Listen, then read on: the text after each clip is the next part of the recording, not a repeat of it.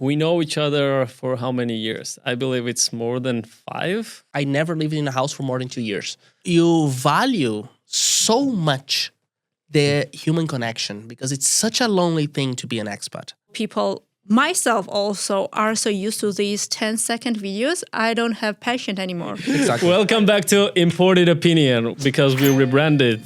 This time we don't have Rezi here. Don't even get me started. I'm really mad. I might just fire him after this one. He's lazy ass. And especially because I have a very special guest, my former colleague, my dear friend, my mentor back in the days. So really cool guy with tons of experience. I won't go into too many details of where he worked and when, because you know how sensitive these corporations are. Like they can take everything in a wrong way. So I'll just say that he's a very competent person and he has a lot of interesting stuff to say. He's getting into whiskey business lately, so we have something in common. I got wine, he has whiskey. We start with the wine, but he's going to bring up whiskey and sometime in the middle of the podcast. We have one surprise for some of my friends and some of my colleagues. She's going to show up in the middle of the podcast. But as for the rest of you, just enjoy the podcast. It's going to be the usual style. I will be interrupting a lot because you guys hate it so much. What you don't understand, it actually helps me that you comment all the time. Stop interrupting. Let the guest speak. I mean, it feeds me. We enjoy that. It goes viral. All right, enough about me. Here we have Leo Ariel Barreto Hofnug. Close enough. Close enough. By the name, you can guess where he's from. Alrighty. So I go there. Yeah. Fantastic. That's your camera. All right. So very happy to be here. It's been a long time coming, I guess. I've been actually following the podcast for a while here, but yeah. So Leo Ariel Barreto Hofnug. And really happy to be here on Imported Opinions. There you go. You know better. What's the name of the podcast? You Cheers, see? bro. Cheers. Cheers. I think I'm not over about... Just can't let go of Mother 9 to 5. It's just, like you said, it's a very catchy name. It's a good name. And just, like we said, the audience is asking for something else and you gotta go whatever they are asking. Exactly. Yeah, they're the masters. Well, but we might come back. You never know. Alrighty, Leo. We know each other for how many years? I believe it's more than 5 already. Ballpark 5, yeah. I think it's never 21. been consistent, but we've been staying in touch. You know how networking works. You work with someone and then you're connected forever, basically. If you like them, obviously. Give us a little bit of background about yourself. We know that you're from... I know that you're originally from Brazil, then you moved to Argentina, then you moved to Dublin, but your blood is all mixed. Poland, all different countries. Yeah, all the flavors. All the good flavors. Yeah, all the good flavors. Yeah. No. Yeah. But as you said, I think that I've been traveling for most of my life, to be honest. Started off, I moved from my base city when I was 9. But an interesting fact is that up until I was, let's say, 28, I never lived in a house for more than 2 years. So, I mean, even in the same city, but never in a house for more than 2 years. So it was always like circling through. So, I've moved all around Brazil, lived from north to south. And then when I was 16, I moved to Argentina. That's where I spent most of my adult life. Well, not most, but a good chunk of my adult life. Lived there 12 years. Was enough to make me an Argentine supporter for the World Cup. So that was my next question. It's not even a question, Brazilians supporting Argentina. Still doesn't sit right with me. But that's the thing. I'm willing to go on record, saying that. So that's how strong this is. Very bold statement. No, but in fairness, and to clear the air, with all the 350 million Brazilians out there, they're probably gonna go do a good lynching of me. So my dad is Argentine, while my mom is Brazilian. My only connection to football is through my dad. So Okay, now it makes sense. Exactly. So I actually I never supported Brazil because in my household we would never support Brazil. I mean, my mom doesn't care. And at the end of the day, we watched Argentina, and it was always fun to see the underdog that now is the third-time world champion and soon to be 4. So we're very, very happy. Oh, okay. Yeah. Too many bold statements. But yeah, whatever. I mean, your guy does deserve it. So Listen, honestly, he did what he needed to do. Well, of course, I will be there rooting for them, but I have high hopes. But if we don't get it, we still got. I mean, the job is already done. It's already done. I can rest for a few years. Couldn't agree more, to be honest. and that's how you differentiate a real football fan from a not real football fan like myself. Because a real football fan would be, oh no, we have to get the net, and I'm like, yeah, it's like we can rest a bit, Yeah, I mean, football has this weird kind of characteristic where everybody gets to enjoy at some point. Like that's the beauty of it. But you gotta look at it in the long term, right? Yeah. I guess probably that goes in the most parts of the life. No, yeah, thinking long term. I have a few friends that are really big football people, and they see metaphors of life in football. And I the only place where I would agree with them is that to be a football fan is to suffer willingly, because no pain, no gain, right? Exactly, and you can be having the best season, you're still gonna suffer every single week, That's so it's very like true. I don't know. I have better things to spend my time on. Nothing against anybody, but it's like probably I like to suffer a little bit. I less, understand. I mean, I can relate so much because guess what's my team? It's a well-known big club in the world that used to be great. Like in club football? Yes, in club football. You're asking the wrong person. AC Milan. I mean, Oh, okay. yes, 20 years of suffering. Oh, yeah. Yeah. But that one emotion that they gave me, like in 2007, still stuck with me. Carries you through, right? So that's where I am. I lived enough to see Argentina as a World Cup champion, so I'm good. Yeah. I'm good. I'm a happy man. But World Cup aside, so Argentina 16. I moved there. Didn't speak a word in Spanish.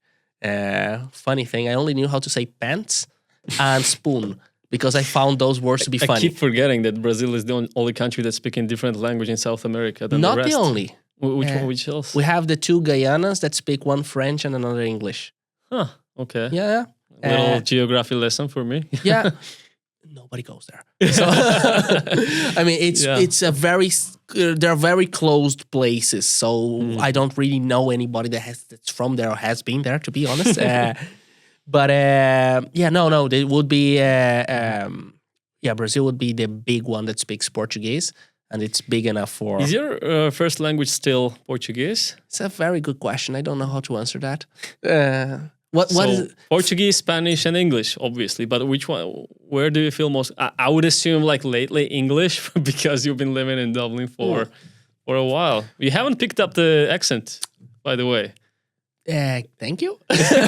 No. I mean it's neither a compliment, neither a bad I know. thing. I'm just pulling strings here. No, I mean, I adapted a couple of things. I did. And I think that the way that I speak English now, it's quite different from the way that I spoke English back then, before moving to Ireland. There's a couple of things about the R's and that I got from them, and I love the Irish English. I really do. Yeah. I really would like to speak more like them, but I can't. It's hard. It's not even worth trying if you ask me. No. It's fun. It's fun the way that the Irish communicate amongst themselves, because there's a lot of, in a way, and I will be saying this a lot. There's a lot of, what's the word I'm looking for? Like something that's already understood. As in, I will give you half a sentence and you know what I mean. Yeah, I but know. if you're not part of that conversation, you're like, I have no idea what you're talking about. I had the same feeling living in Manchester. They have their own language. Basically. Exactly. And it is a very Latin thing as well. There's a lot of things that you would be in Brazil or you would be in Argentina, and people would be saying things that culturally are understood, But if you're not part of that, Yeah, no idea what they're talking completely about. understand. So that's what I really like about the Irish version of English overall, and I think it's a really, really, really fun way of speaking. But to answer your question, I don't really know because the fun thing is that I've been speaking English for probably a little bit less than I've been speaking Portuguese. So I learned Portuguese in the house. So my mom and dad would speak Portuguese. Spanish to me. is not as big as Portuguese and English? in your case? No, I mean, Oh, okay. I am good with languages. So I can't be modest about that because In which language do you think? I don't know. That's the Wow, short that's answer. a strange thing. Because I think on the three of them at the same time, depending on the context. Okay. So it's In very, business and English for sure. I don't know. So I would be talking and then I would get stuck and say, what is the word that I'm looking for? And I have it in another language, but I can't find it. And it's funny because when I'm speaking with somebody that speaks the three languages, like my wife, for instance, it's a conversation between the two of us can go either way. We're speaking in Spanish, and in the middle of the Spanish, I'm just throwing like, oh, because it's easier to say this in English, I just go in English, and I end up with like 2 or 3 Portuguese words, and we understand funny. each other. So I guess the rule is, it used to be the case when I lived in Argentina that when I was very tired, Spanish would just go out the window, and I would need to transfer back to Portuguese. There's your answer. Yeah, but nowadays it's changed. Nowadays, when I'm really tired, I go into whatever comes first. So that can be English. So You're a very special case in that. I usually ask this question to people because I'm very interested. You know, it's just funny how we keep forgetting our native language, then we switch to something, and we don't perfect any of those languages, but we speak our like mixed fucking language. Yeah, it's so strange that people that go abroad and then they come and they speak the mixed language. It's one of the good things about modernity, right? Because you get to communicate in more ways than you would think, right? Globalization. Exactly. I mean, there's we can get into that and have a very in-depth conversation about it. But I think that it's more about finding new ways to communicate. And it's a really fun thing. When you're living in continents like Europe, where it is or has been very multicultural everywhere you go, you're exposed to so much that you end up picking up things that are not yours. And this is one of the things that I found very interesting about comparing like Latin American and European influences. Because Latin America is mostly made of people that moved there from different European nationalities, part of what's something that's, let's say, very deeply Argentine comes straight from your Italian families, but not any Italian family, like Southern Italian families. So we would have expressions that we would use in plain Argentine Spanish that are directly Italian. But if you speak to somebody in Milan, they would probably say, "Yeah, what the hell is that?" So it's those kind of small nuances that hard to catch. But I understand what you're saying. Like some cultures share so many things, but you assume that because it's from that country they would understand, but they don't. Yeah. So it's interesting. I mean. It's a brave new world, this one, because I don't think there has ever been this level of permeation between cultures that we are getting together. It's like, and I kid you not, this is not a joke, and I'm not saying this because I'm here, but every now and then I would say to my wife, instead of saying good morning to her, I would say go marjoba. Because I really like the word and it stuck with me. So, but it's one of those things. You've been coming in here. Jesus, I did. So yeah, where was I? About languages and different slangs and stuff. Yeah. Well, what's surprising for me, is not to say surprising, but exciting. That's what the hell is wrong with England? Like you go like 10 kilometers away and they have different accent. Yeah. And it's not a big country. I never understood it. Like it's all about so many different. But it's all accents. about culture, right? It's all about having a strong community sense. People from a place certain they areas, would, connect. exactly, I'm not sure how it is here in Georgia, actually. It's similar because we're so small. Obviously, it's not as huge as in some countries, but for a country this small, we have too many different accents. Like Eastern, you go, then you have different accent. West, you go, it's very unique. Some areas even have their own languages. Svaneti, like Really? the northern part. Yeah, they all understand Georgian, but they do have their regional language for sure. It's interesting. And before you ask me, it has nothing to do with Russian language. It's like I was not gonna ask, but that's really interesting. Yeah. It's quite exciting. Yeah. Because you've been having it's mostly related to Georgia has been invaded in too many times. Like it's an ancient country. Everybody was trying to invade this country, and there have Very been strategic location in the world as well, right? Yeah, it makes a lot of sense, right? To want to be invading this place, but the thing is, there always has been certain areas that have been least impacted by this invasion, so they kind of kept this community sense that you mentioned. So they had their own language. They even kind of have what they call it, like the pure genes. They are who they are. Like no mixtures. Yeah. They've been only fucking each other, basically. All cousins. Yeah. So I guess that's what's going on in the. I guess I answered my own question. You made me answer my own question. But it is interesting, and the more we travel, I guess, the more visibility on those different things we have, right? Yeah. I don't know. It's such an integral part of me to be all around and just trying to sip that in and all that. I always say that I felt very at home in Georgia, right? And you heard me say this before, right? And it's to me, it's something that is so mind blowing because I come here and I see the stuff and I understand the stuff that's going on, like with the people and how they communicate and what's happening, even on a dinner table. Because it's so close to what we do back home. And we're more than 10,000 kilometers away, but we do the same things. We do the same things. We talk the same way, and you see people having fun and you're like, yeah, I get that. I have fun in the same way. So, it's an amazing thing. Yeah, I completely agree. And I would say like Georgian and Latin cultures have a lot of similarities. Like I've had a lot of Latin friends in my time in the UK. Like all of them were just like myself. They came for studies. Some of them left, some of them stayed. But the thing is, like, nobody was from my region, and those were the only people with whom I had like a lot in common. Like strangely a lot in common. Didn't make any sense. Okay, they're like from the different continent, and it's like I don't know what it is, but maybe some people are just like some cultures have a lot of similarities. There's something about expats as well. That's when you're an expat, it's I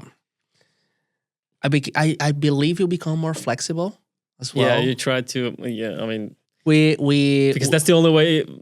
That's the easiest way to kind of network with people. Exactly, right? And you value so much the human connection because it's such a lonely thing to be an expat.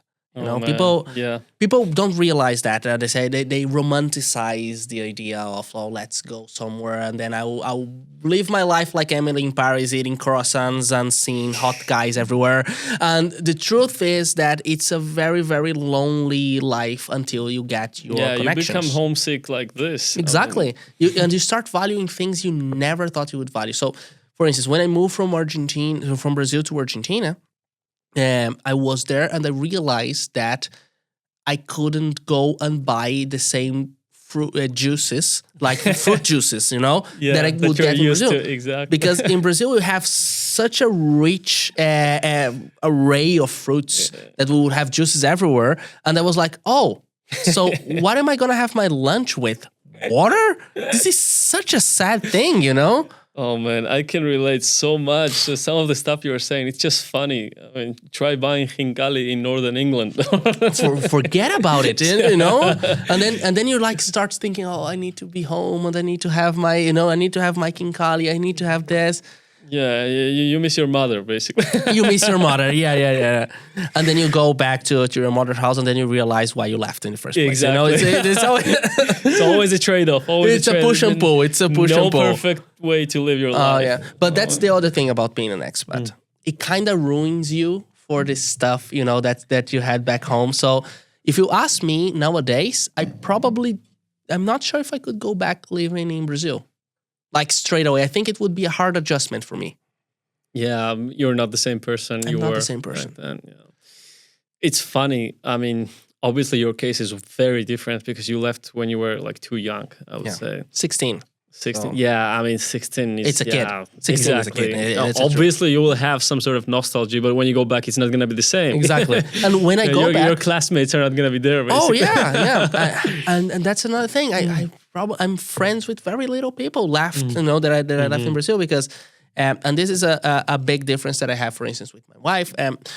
In my case, because I've moved houses for every 2 years. Oh, yeah. It's very different from somebody that like went to the same school, studied with the same people, grew up with the same people. I don't have that, Oh, yeah. That's actually very interesting take. Like that's something I cannot relate because I'm like your wife, like all of my friends are from the childhood. Yeah. Exactly. And it's tough to build those relationships once you're after a certain age, right? Yeah.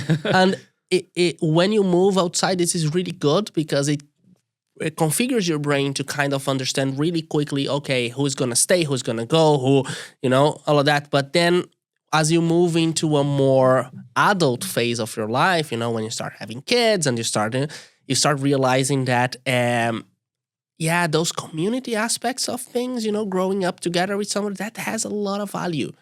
And I mean, I don't disdain where I come from and my history and everything and all that, but I wonder what kind of person would I have been if I had grown up with the people that the same people all around and how that would have shaped my life. I would be completely different person.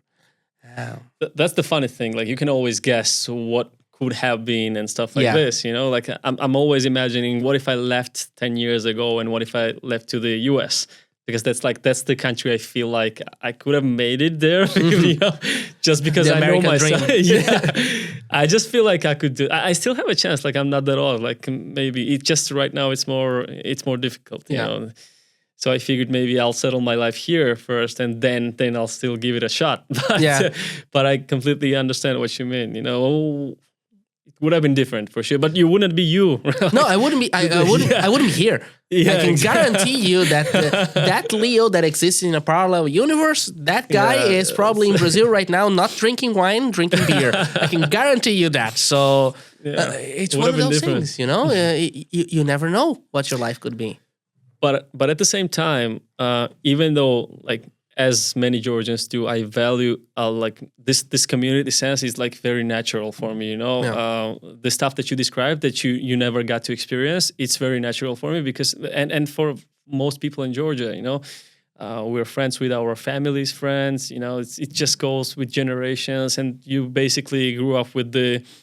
Not to say randomly, but the selection of people you get in the childhood. No, you become very selective, though. You become very selective. Once you grow, for sure. I mean, I have friends.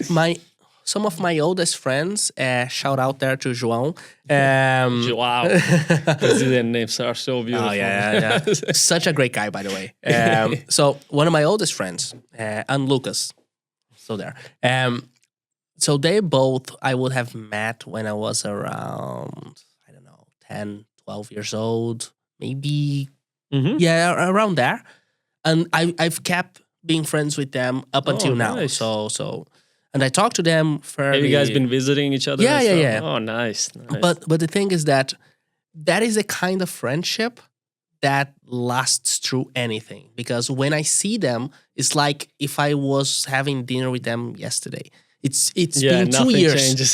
So I get to her, how are you? Yeah. And we're joking the same and not a single second has passed. And that's when you know that this these are the people You'll that are go here to to stay. war with these guys. Yeah, for sure. yeah. Hopefully not, but yes. Well, you don't know nowadays. Like Yeah, anything no, might I happen. know. It's a brave new world. It's a very different place. Yeah, too brave, I would say. It's Yeah, just, too brave. No need for peace nowadays, bro. And it's good that you mentioned, because I was thinking that he doesn't have actually someone from his own country, and it's beautiful that you kept those relationships. Another, what I'm curious about, when you meet another Brazilian in different country as an expat, it's probably way easier to break the ice, right? We ignore each other and then we go our merry ways. No, I mean, depends. It's depends on the person for sure. Yeah, I mean, keep forgetting that Brazil is a huge country. That's the thing. So in Ireland, we have around 80,000 Brazilians. So it's a very big diaspora there. So whole community there. Yeah, it's a big community. So it's very common for me to find Brazilians there, and we find Brazilians everywhere. I can bet you, I'm not a betting man, but if I were, I would bet to you that I'm not the only Brazilian here in this country probably, now. You'll be surprised how many people are in this I country. wouldn't. So that's the thing. I What is wouldn't. going on? Before I started this podcast, I had no idea, and people were just, oh my god, finally there's an English-speaking podcast in Georgia. And Really? Yeah. Oh wow. That's why I rebranded the podcast. Are you kidding me? No, shout out to the Brazilians in Georgia. So. Oh man, too many nations, even Australian community here. Oh, like, wow. how do they find this place on the map? I have no idea. Well, your words, not mine. But whenever I travel to, I take a lot of pride, though. I'm proudful Georgian. But it just I was weirded out when I found out that there are too many nations. Whenever I say I'm traveling to Georgia, I always get questions. Georgia, you're going to where the is US? And no, not the sir. US. No, let me send you a map of where. And they're, this looks like really lovely. And I've probably done God's work here in saying that you should all come to Georgia and visit, because I think it's a beautiful done, brother. country. Yeah, Thank I you mean, for good that. food, good wine. I can stop there, but I can go on. So there's nothing else really. I mean, it's interesting, honestly. But again, like this, the world we live in nowadays, like you can meet anybody anywhere. Yeah, that's the very interesting part. I don't think it used to be like this before. No. Talking about our grandparents and even our parents, they lived in a different world. Very, very different from where we are. Yeah. And can't even imagine. It's talking about the future of work and stuff like that. It's a whole different thing. Yeah, I mean, I'm trying not to make any predictions of the future because, like, anytime you try to, I don't know, put some reason to it, something else happens. So Exactly. I have no idea what the hell. It's been a busy couple of years, right? Yeah. Honestly, especially if you're trying to keep up with everything, it's crazy. Like, I figured it's smarter to just leave your phone off. Yeah. At some point and just try to detach from this reality. Yeah. Absolutely. Yeah. I do that a lot. I'm a big proponent of, to quote the meme, let's go back to monkey. Just throw technology out the window and just, too much development is... Too much. Probably not the wisest thing to say Honestly, while working in tech, but it is what it is. Yeah, that's the paradox, right? Both of us working in tech. Yeah, exactly. Yeah. And here we are saying, guys, Yeah, at work we're like, yeah, guys, constant progress, constant innovation. Yeah, but not really. I mean, it's not. I mean, obviously you gotta be doing those things to stay competitive, but oh man, it's stressful. Honestly, it's just you do something and the next day the Claude is announcing that they're doing everything automatically. So what are you gonna do now? Yeah, and it's like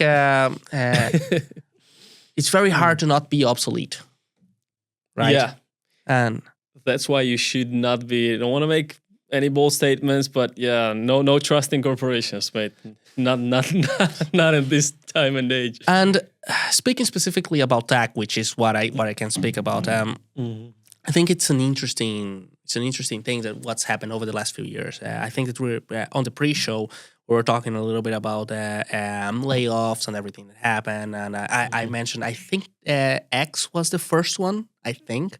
The first big one. When it got acquired by Mask, and then just did. I think that was the first big one, right? And I remember thinking about this, and I'm still waiting for that, and I think it's gonna happen at some point.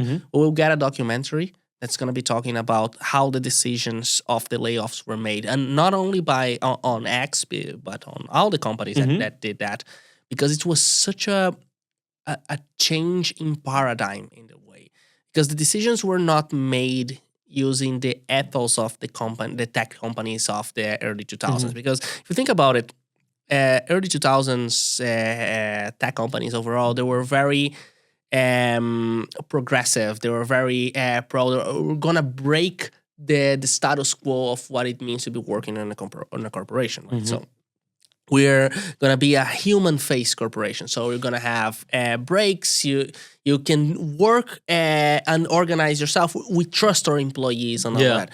And that was true. I don't in. I mean, I've lived through that. You know, at one point I was a vendor for Google, and even as a vendor for Google, you got a lot of that. You know, and all of those promotions were right. You know, like they really had this great balance and stuff, they did. right? They did. I mean, they required you to work a lot, but people willingly did the work because what you were getting off it was actually quite a lot. I built my career in that in that environment, and I'm very grateful for it. Don't get me wrong, but it was true. It was real. It was you could feel, even though I don't know. I worked in ads. But even working in ads, which you think about working in ads nowadays as something a little bit like, oh, you know, it's something that's, you're, I don't know, you're doing that this. guy You're working that in guy. ads. But I was actually helping the SMBs build a new way to communicate to people. So What you mean is you had a purpose. Like exactly. You felt like, I could see the bigger picture. And that was a big part of the ethos of working on the on that early part of tech. And I got in not very late. I think I got in at 2012. I started working in particularly in there. Then I moved in 2014 and then built the rest there. And as I started working on that part of the corporation, it was like, this is growing. Growth is good. This is going to be good for the people that we're delivering a service to. And we as employees were getting a lot, because the salaries were good. We were getting a lot of flexibility. It was very different from what you would think about banking in the 90s or banking or very structured companies, serious companies, you know, have to do your 9 to 5. You have to be here 9, you know. We had a lot But even back then, like when they were committed to this thing, they knew they were sure of the outcomes. Nowadays, you have no idea what the hell's gonna happen. That's the changing paradigm that I mean. It's like I always say that working in tech nowadays is closer to working in banking in the late 90s or something like that. It's a lot of money. It's a lot of money to be made, a lot of money being spent, and then it's all of this. But the decisions are made using a very faceless and non-progressive criteria. Yeah, it's kind of random decisions. It's technocrat. Yeah. It's more of a technocratic kind of way of thinking. As you say, it's mostly about the trust. You know, somebody trusts this type of. What do you mean? Whoever is making those decisions. I mean, somebody's making these decisions. Yeah. Right? So. Their criteria, like if you had to be those guys, like I would assume it has to be like people you trust and just the rest of them. I have no idea. I don't know. Because it's so very random, right? But it may be and it may not be. Yeah. So that's why I think that there will be a documentary every now and then, you know, Netflix if you're listening. But I do think that the criteria that was used was not very clear. I have friends that were part of the early parts of the layoffs, that there were people that were making significant... Oh, sorry, to go back. So you were saying that when it was actually good, these tech companies, like, so when did you see this change in paradigm? So I'd say that 22, 23, like after COVID. The tail end of the pandemic. I think that's when we started seeing the big change. There. A lot of that, I think, had to do with AI implementation. And you could feel that there was a changing pace as well, as in business priorities became faster, and at the risk of jeopardizing, myself, I'd say that even irresponsibility was being masked as being fast-paced. So I would say I'm being very irresponsible, but I'm saying to you that I'm being fast-paced. So what that meant, I'll do 2-3 things, and then I have to back up the 3 things that I did, that I've launched. So, and I think that there was an adjustment period on the whole industry back then that now they kind of found a little bit of what the direction that they need to be. And I think that a lot of that had to do with AI in the sense that I think that AI it's like you don't have to be 100% sure to make a decision, right? That's what you mean. Like exactly. Like I believe Jeff Bezos or somebody said, if you have 70% of information and if you don't make a decision, then you're being slow. Exactly. Exactly. That's So that's kind of what I think ended up happening. And a lot of dumb decisions followed up. and again, some places were more impacted than others. So in Europe in general, we are very blessed to have strong labor laws. So there was. Is it a blessing in your opinion? Because I see a lot of downsides with it. So we can get into that, and let me explain myself because I think that sure. you're raising a very good point there. Yeah, by the way, I mean, we can discuss that, but also keep in mind that Dublin is different than from Europe. Yes. So let me explain what I mean. Please go ahead. Latin America is a very fragile place. So in Latin America, we're used to things changing every single day. So you have to have a plan A, a plan B, a plan C, and a plan D. Because if your plan is I'll go to the office, that may not happen. So you kind of have to always do all of those things, right? So when I'm talking about, being blessed about labor laws, I'm talking about that. Oh, thank you. I'm talking about security, that within a context. So for an European context where you have enough of political, social, and economic stability, I think that that's definitely a blessing for the people that are involved there. But for economies like Latin America and everything, I think it's fundamental to have a strong labor laws everywhere you look. But you will have a lot of discourse that goes saying that, this will only increase labor costs. This will only increase this. This will only increase that. So there is always this tension that I think that there is an expectation in Latin America for it to be cost effective, and I say Latin America as I say in any emerging market like that. Like you have to be cost effective, and that mostly comes at the cost of people's security. So I personally, and this is a personal opinion, not a business opinion, personally, I will always side with the people. I always think that we need to better protect the people, especially seeing what it's spent on talent in Europe. I don't think that cost is actually a good excuse to not do a good protection. But I do understand that a business has to make sense. I do also understand that, for instance, places like Latin America may not be such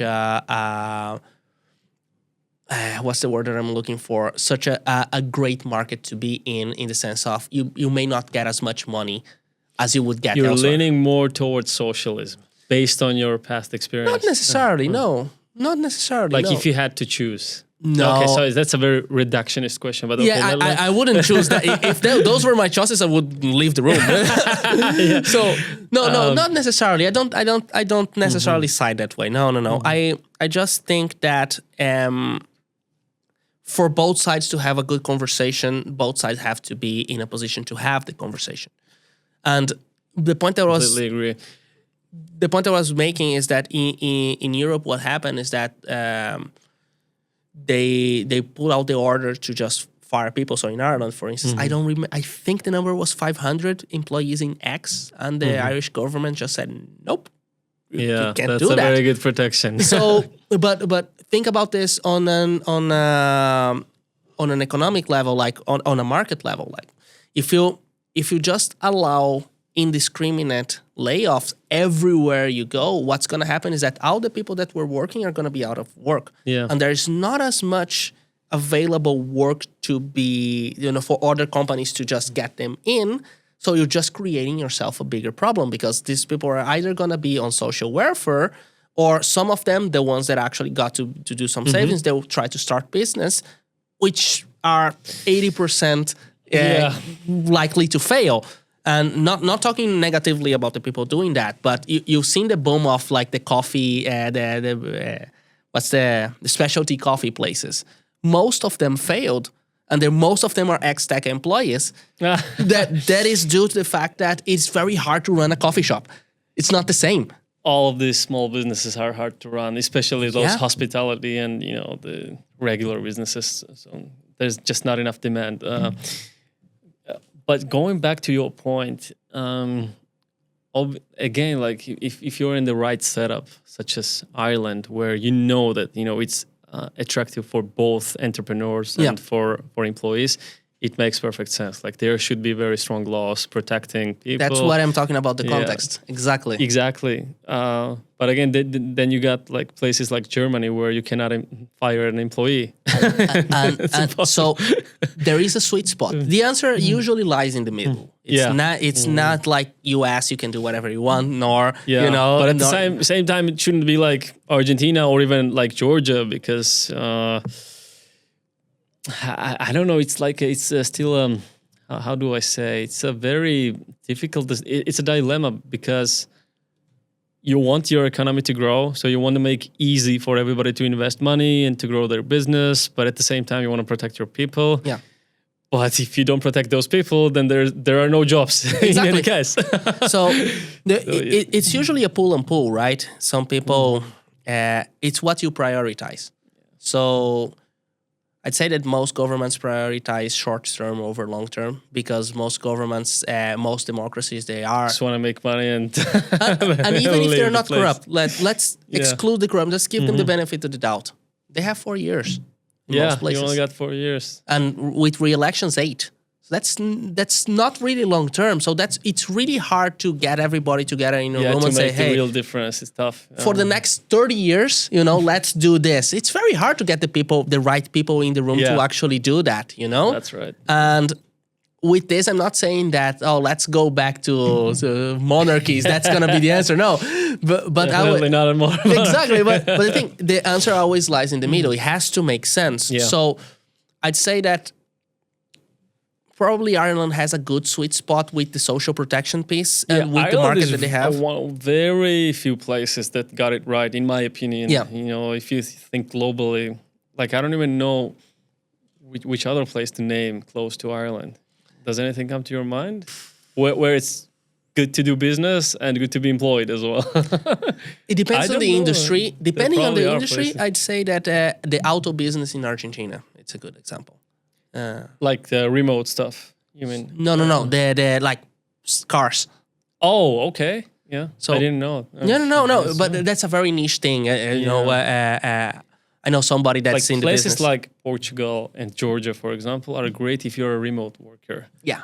Like if you make money outside, then you're the king here. If I could have my Irish salary and live in Portugal.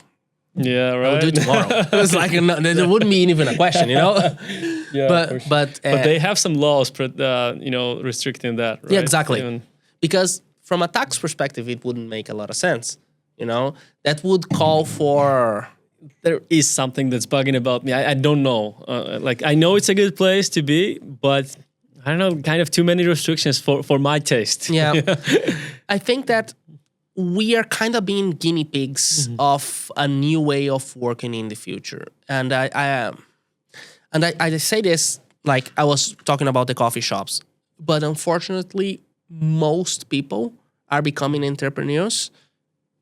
Probably pronouncing that incorrectly as well. But their entrepreneurship is not really actually opening a brick and mortar. It's actually driving a boat or an Uber car. Okay. Talking about entrepreneurship, I know you're on the very interesting path, which we can actually start. And there is our surprise if she's not asleep. Are we that boring? Bring that whiskey. There's another, our former colleague. We used to work together. And just cut off for a second, Georgi, and I'm gonna bring the whiskey because she forgot. I didn't forget. It's actually where it needs to be. Where is it? Oh, all right. Ta-da! Ta-da! Nice. So tell us about your new business idea. The Irish guy with a very unusual choice of going into whiskey business, right? So,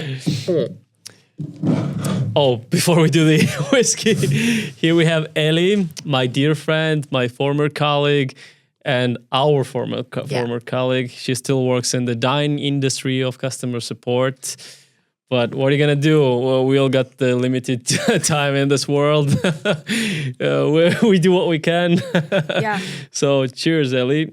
Thank Good you. to see you. And Leo, please absolutely. introduce your beautiful whiskey. So, I got something special for us, right? Maybe I talk a little bit about this, right? Oh, I see. There's some notes. The music. Oh yeah. This is a lot for me to talk about here. Oh, we have no time limits, like I told you. My studio, let's be like it. So in my case, I've been working in tech for a long time, right?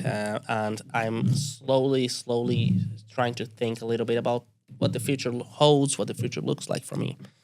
And one of the things that my wife and I always enjoyed was a good glass of whiskey. For us, it's not really about the drink in itself, but rather about what the drink represents for us. First feedback, you gotta work on your packaging. It's impossible to open. You said no time limits. Yeah. So this is not my whiskey, by the way. It is just a whiskey that I brought. Oh. Wait a second. You got me all confused. I thought this was your whiskey. No. I'm way In way production? out.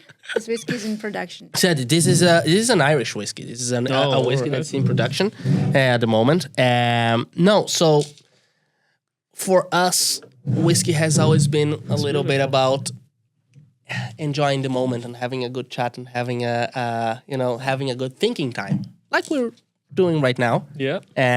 Get your glasses, please. So one of the things that we wanted to do is share this with the world. Just turns out that Ireland makes, in my opinion, the best whiskeys in the world right now. And No debating that. Yeah. we're about to try some. And then we said, hey, why don't we get this in Latin America?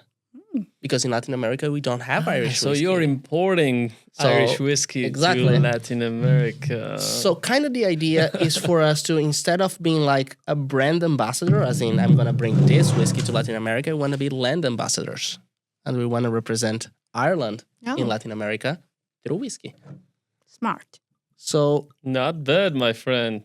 Next time you're going into entrepreneurship, give me a ring. I got some wine companies in the queue. let's talk later on. So this here, an interesting thing is that I had to get my learnings Dark on Symphony. I'll get this glass and then I'll give you this. Alright. So I got my learnings on into whiskey. So this, what I have for you guys is from one of my favorite distilleries there, Bowen Distillery. This is a blend, right? It's called the Dark Symphony. It's called the Whistler because to whistle is one of the things that characterizes the brand. So all the whiskeys are paired with a melody that That's nice. they would be whistling. So that melody is etched here on the cork, as you would see. This in particular is a blended whiskey. So it's a blend of their stock that they have. But the main characteristic, which I think makes this a good match for us here, is that this is aged in cognac casks. So why I brought this is mainly because I know that Georgia is big on their brandy. Sarashvili is Sarashvili, yeah. but you have loads of brandy, so cognac would marry kind of well with that. So Yes. this is whiskey aged in uncommon kind of barrels. That's what I like there. about him. He You know, does remember I his told you about homework and Query? research, you know? Yeah, we talked about the query where the wine is. Exactly. Yeah. You know that. So Yeah, we don't like things simple. We like with a certain flavor. exactly, and this is what you're gonna have. So this is actually this it is smells strong. nice. no, this is actually an easygoing one. This is But a it smells 43. nice. Yeah, this is a 43 Let me show percent. this to the camera. Yeah, please Real do. Nicely. There you go, guys. Beautiful branding. I'll tell you later about the tasting. So this is a 43 and a half, which is a not particularly strong one. And I'm not going to give you any indications on the taste of this because then it takes all the fun of it. And then we can compare a couple of notes there. But kind of the idea is, as you would see in the bottle, sit and stargaze for a while. Mm-hmm. So kind of relax and just enjoy that. So as we say in Ireland, slancha, which means salut. Salud. Cheers. How we say in Manchester. Waiting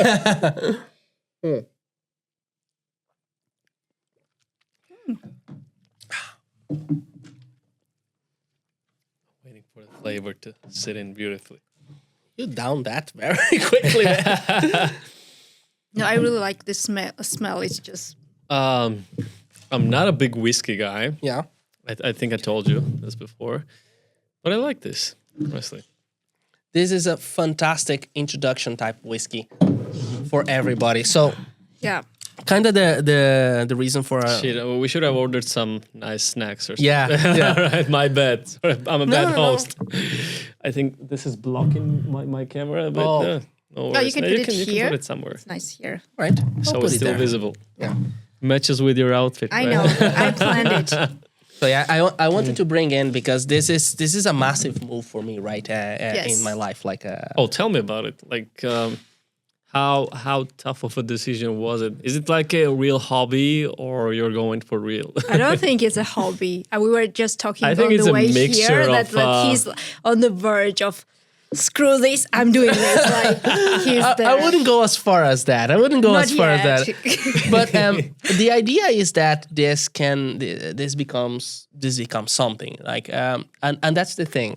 It's an interesting time in my life, right? I have a soon to be 2-year-old and all of that. So the decisions that you make in your life, they matter, right? They matter a lot.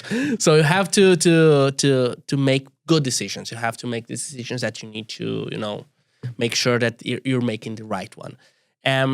We spoke a lot about the tech industry and how things are and now the uncertainty and all of this. And there's a lot of discourse nowadays going on that corporate life sucks and we have to move away from that. Oh, that's me. That's me. Well, it's everyone. Like I'm not that person. I'm very thankful for the things that the corporate life gave to me. I mean, I've met my wife in corporate life. Don't get me wrong. I'm thankful also. It's not people. It's just, we met each other. Yeah, we're all here because, like... No, finish your point, please. I mean, because I think I understand what you're saying. It's just there's a whole other side of it now. Obviously, Yeah, there's a whole other side, but I think that in social media in general, you have that discourse of just open your own business, and I think that gets away from a core point, which is.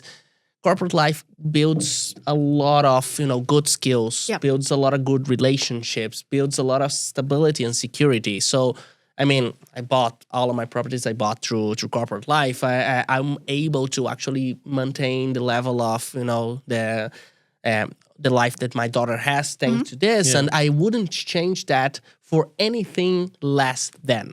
And that's the hard thing, Yeah. Because if I left corporate life today, angry, and I just go and I do something, I'll be back. That's called midlife crisis. Well, yeah. I'll get a bike before doing that, So that's kind of where I am. So if I'm making this decision to actually move away and do something like this, it has to be done in a very responsible way and has to be done in a way that I know that what I'm building is going to last. So that's kind of, it's a really tough push and pull because from a willingness perspective, I really want to do this. Yeah. I want to bring new whiskeys to other people, sit on tables. And that's just what I was was going to say. So like the idea of leave the corporate life comes, in my opinion, like there is two options. Either there is too much toxic ambience and you cannot stay there.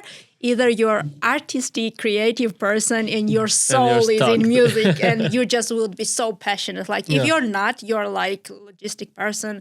Dude, corporate is okay. You go 9 to 5. Yeah. I wish I invited you on the previous brand. But then you're sitting in your office and just think about the wine and how good it would be to be in a winery or write the music. Then it was kind of like their passion, and that's the different stuff.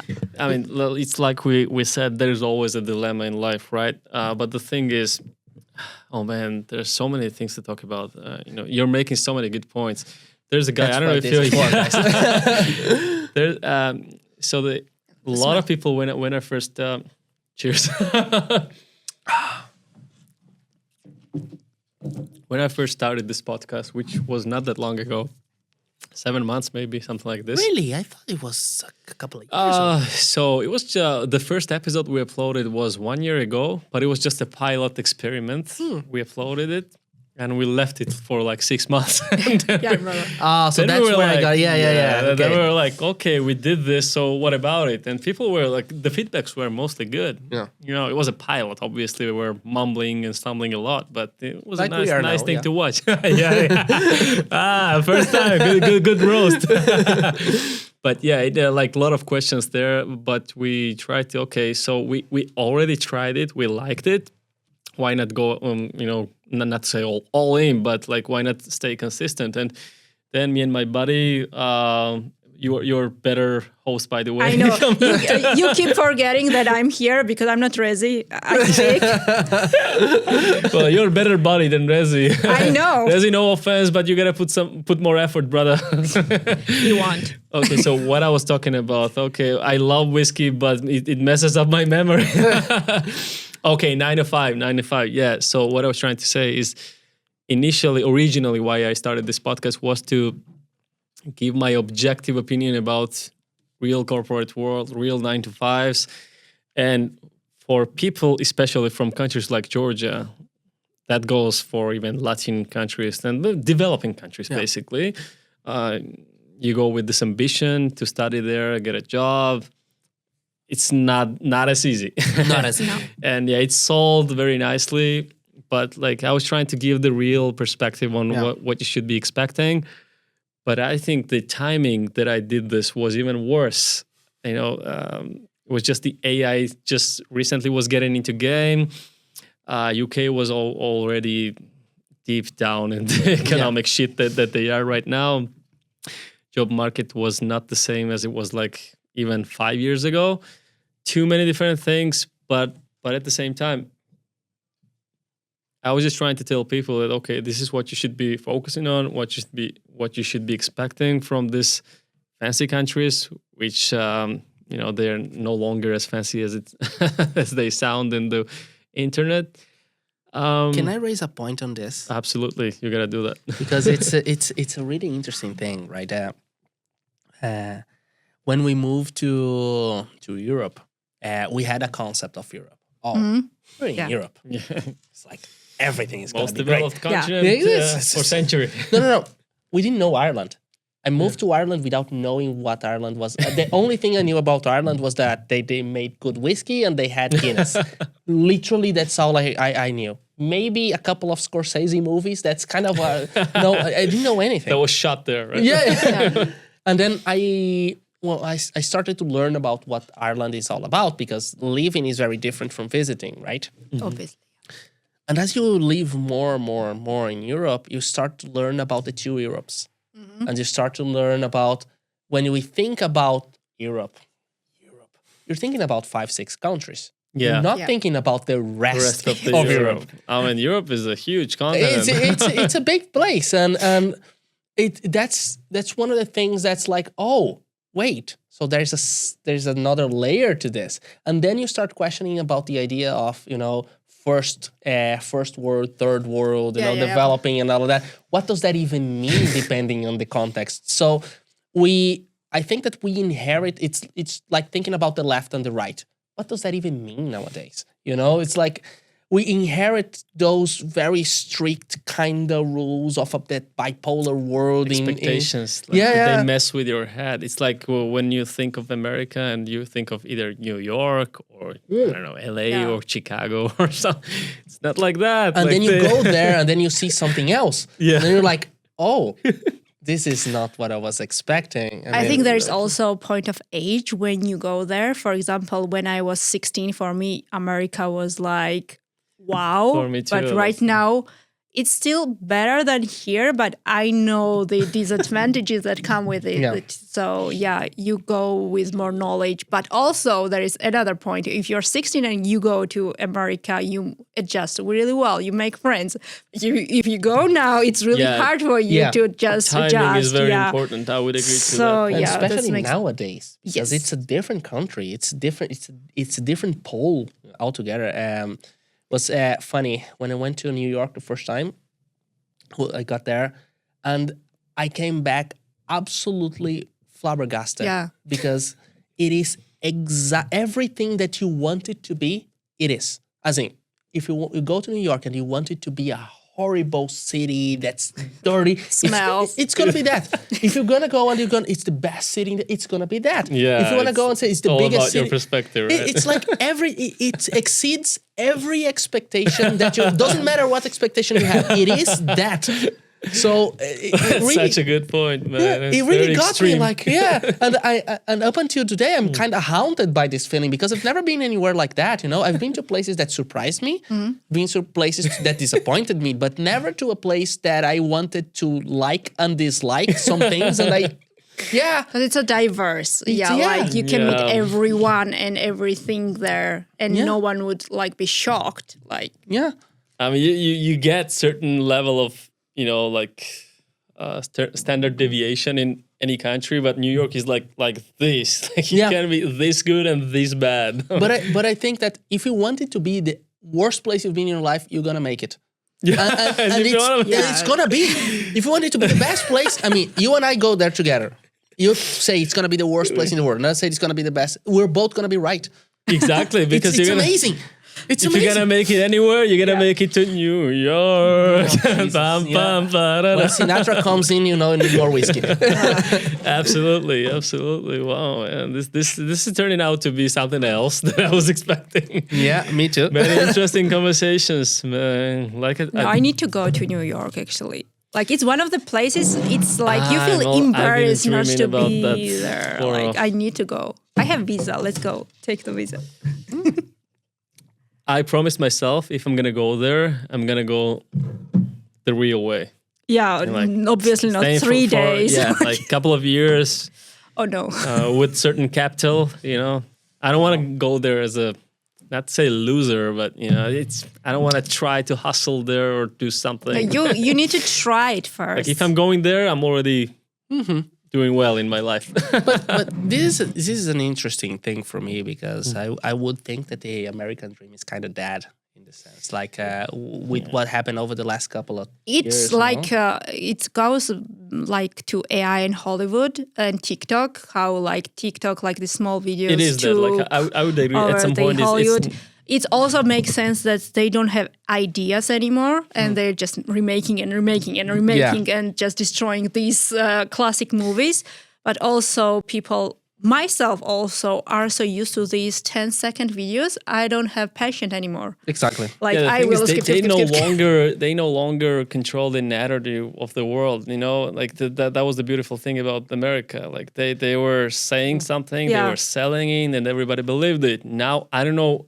It's because of social media or something else, but now it's all messed up. Maybe it's our They're age. trying to be Maybe so we didn't like know that much. everyone likes us. I saw the new TV show on Netflix, and it says, "How can your generation can be offended by anything when you're offended by everything?" Like Yeah. that's why like scary movies 3, like it's offending, but people like it. Like Yeah. And don't you like when someone laughs at you, like make jokes at you? and I do. Me too. I mean, if you can take a joke, right? Yeah. no, and that's most comedians were saying comedy is dead. Yeah.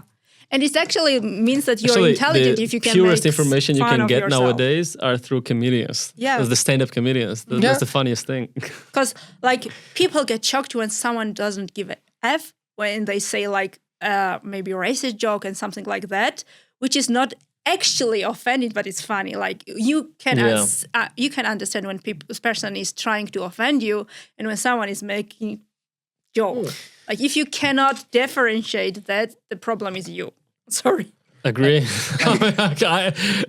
Plus me and Leo, I don't know. We are not really like people because we make different jokes. You gotta have tough skin, right? Yeah. I think that having thick skin is something that we kind of... That's a skill nowadays. Yeah, I mean, you don't need to do that through exploitation necessarily, but you need to be able to have, thick skin. And I don't know, I'm just afraid for my daughter's generation. I understand why. In that way, it's like God knows what's gonna happen. I mean, me too. My kid is also very young. Like, what do you teach your kid nowadays? Like, what are you gonna? Right now, I'm teaching her how to ask. No, not now. How to speak 5 languages. No. Obviously, you're very worried about like when she's gonna be like in her teenage years. I tell this to everybody. It's like I'm very glad she's not a teenager now. Oh. It's like so let's just wait for a decade. Maybe something changes. Oh no, yeah, and I said this to you. I'm very close to like go back to monkey and forget everything. Oh, yeah. It's like, but. More and more countries in the world are getting to that 16-year rule, as in no cell phones or no smartphone for kids. Oh yeah, Sweden yeah. did it, right? Yeah. Like they invested so much in digital. Because Sweden world. or Australia? I think Australia it was Australia did it. If Sweden did it, that's news for me, but that's good. No, I think Sweden. they tried like digitalizing the schooling, but it didn't work out. Like generation became way dumber than they were expecting. And that's the thing. I mean, it's really hard with what happened with the pandemic. It ended up being like a full social experiment in the sense. I have loads of friends that have like school-age kids that were used to going to school and then they had to stay home. And it was such a challenge for the parents to keep them... to keep them engaged in school activities and to make sure that they were learning. Especially when they are already attached to the iPad. Exactly. And then take away. Exactly. I think that's one of the reasons why I hate Gen Z so much. Like I said, it's like I'm always messing with this guy. But, look at him. He's in his phone. Like he doesn't give a fuck. Leos. They say the next generation would be better because they are raised by millennials. Well, yeah, we're the best generation. Honestly. I agree. I don't know. I think that we... No, the thing is, like, we've seen the both sides, right? And the we're not judgmental. We're the generation that we played in the garden. We played football in the streets. We've done some shit. But I think that what we have that's very positive for us is that our biggest achievement is understanding that people can feel the stuff that they need to feel. Yeah. And that's important, especially for men. Giving that space for you to actually, you need to break down. Yeah, go ahead and break down. Yeah. And that's something that I think we have an up on our parents' generation because they were more like that. Oh, okay, don't cry. Yeah, stop crying. Girls need to raise exactly. kids. So that I think that we have an up on, and that I think it's our biggest contribution when it comes to that. Now, some people would say that millennials' biggest contribution to the world is actually the avocado toast, which I think it's a very sad. It's a very sad thing. I would say it's music and rom-coms. Rom-coms? No, rom-coms is from sure. our parents' generation. Yeah. I think we're the ones that enjoyed rom-coms. No, 2000s rom-coms are really good. But it's not made by the millennials, baby. I wish it was. It's done by... but was it made by the millennials? No. Which one? No. Jennifer Aniston could be your mom, and she's I'm she's talking a boomer. about How to Lose a Guy and stuff like that. It wasn't in mind like 2004. We just enjoyed those kind of content. It wasn't made by millennials. It wasn't made for us. It was made for our parents. No.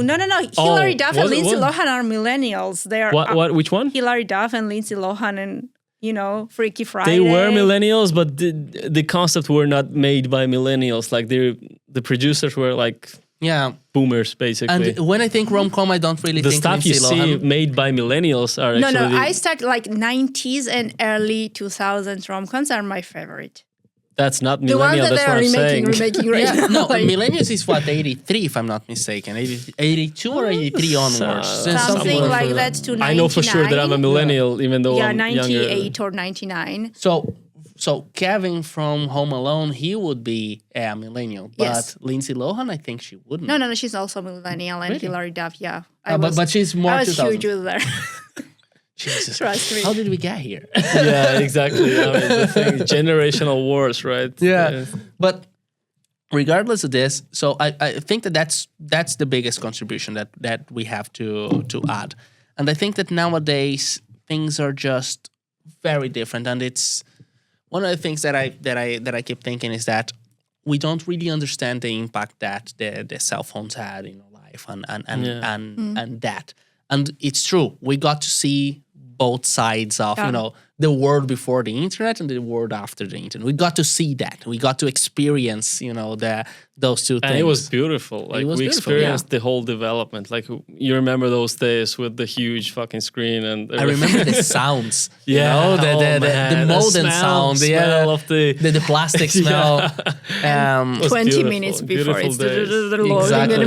And sharing the only computer you had in your house with everybody. I don't know if you had it, but in Georgia we had it like aligned with the you're phone. from Georgia sometimes. Sorry. We had it aligned with the landline. Yeah. So if you're on the internet, nobody could call you. So your mom was like, "Get away from yeah, internet." I remember someone those is days. calling." Yeah.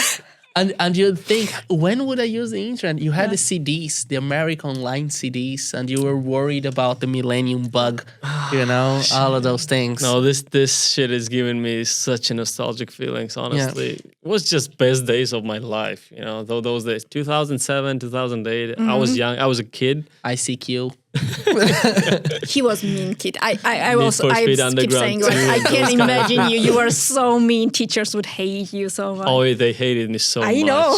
They almost knocked me out from one of the schools, but still, it was a great time. Like those were the days. Yeah.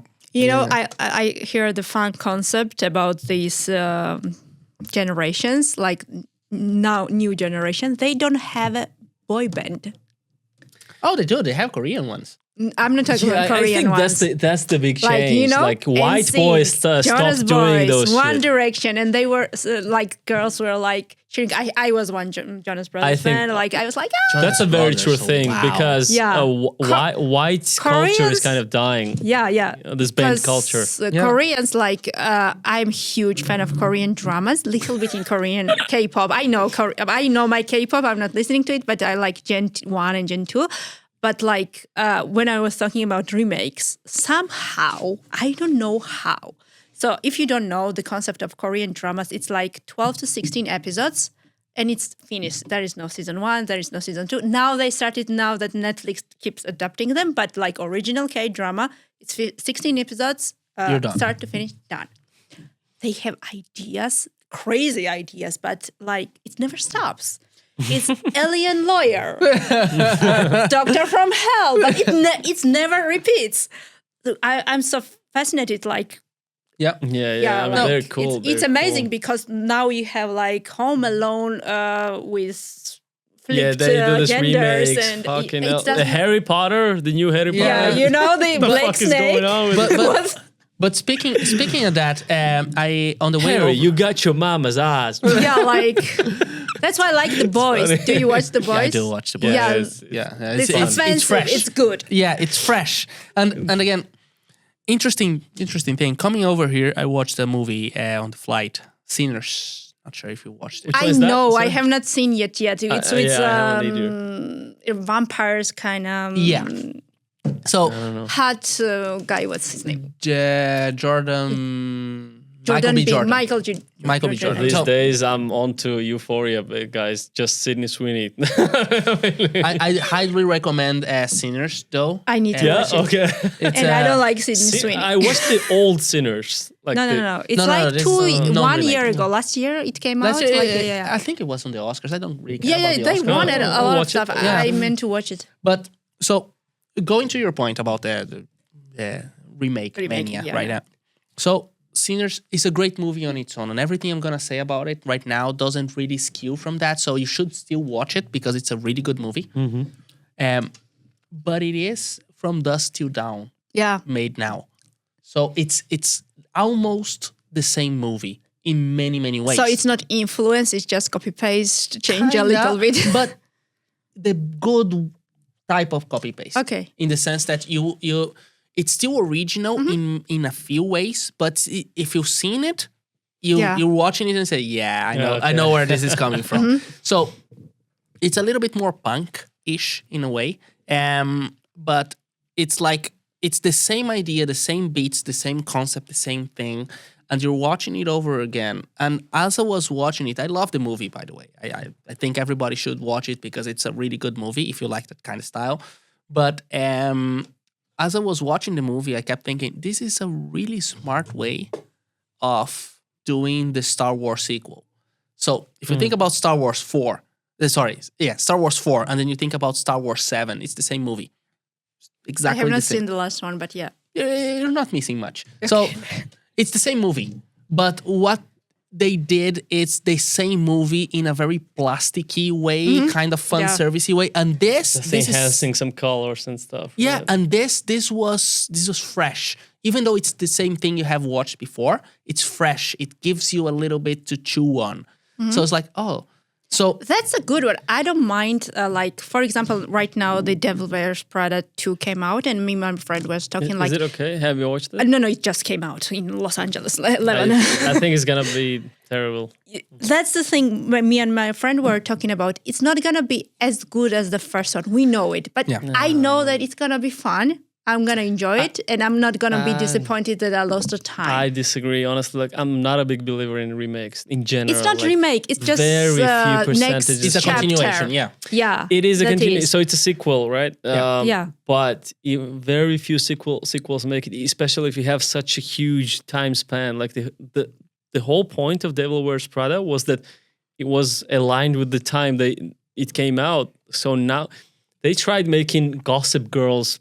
Oh, it was remake. terrible. I tried to watch it. It was terrible. It was so much fun when we were teenagers and we were watching that shit.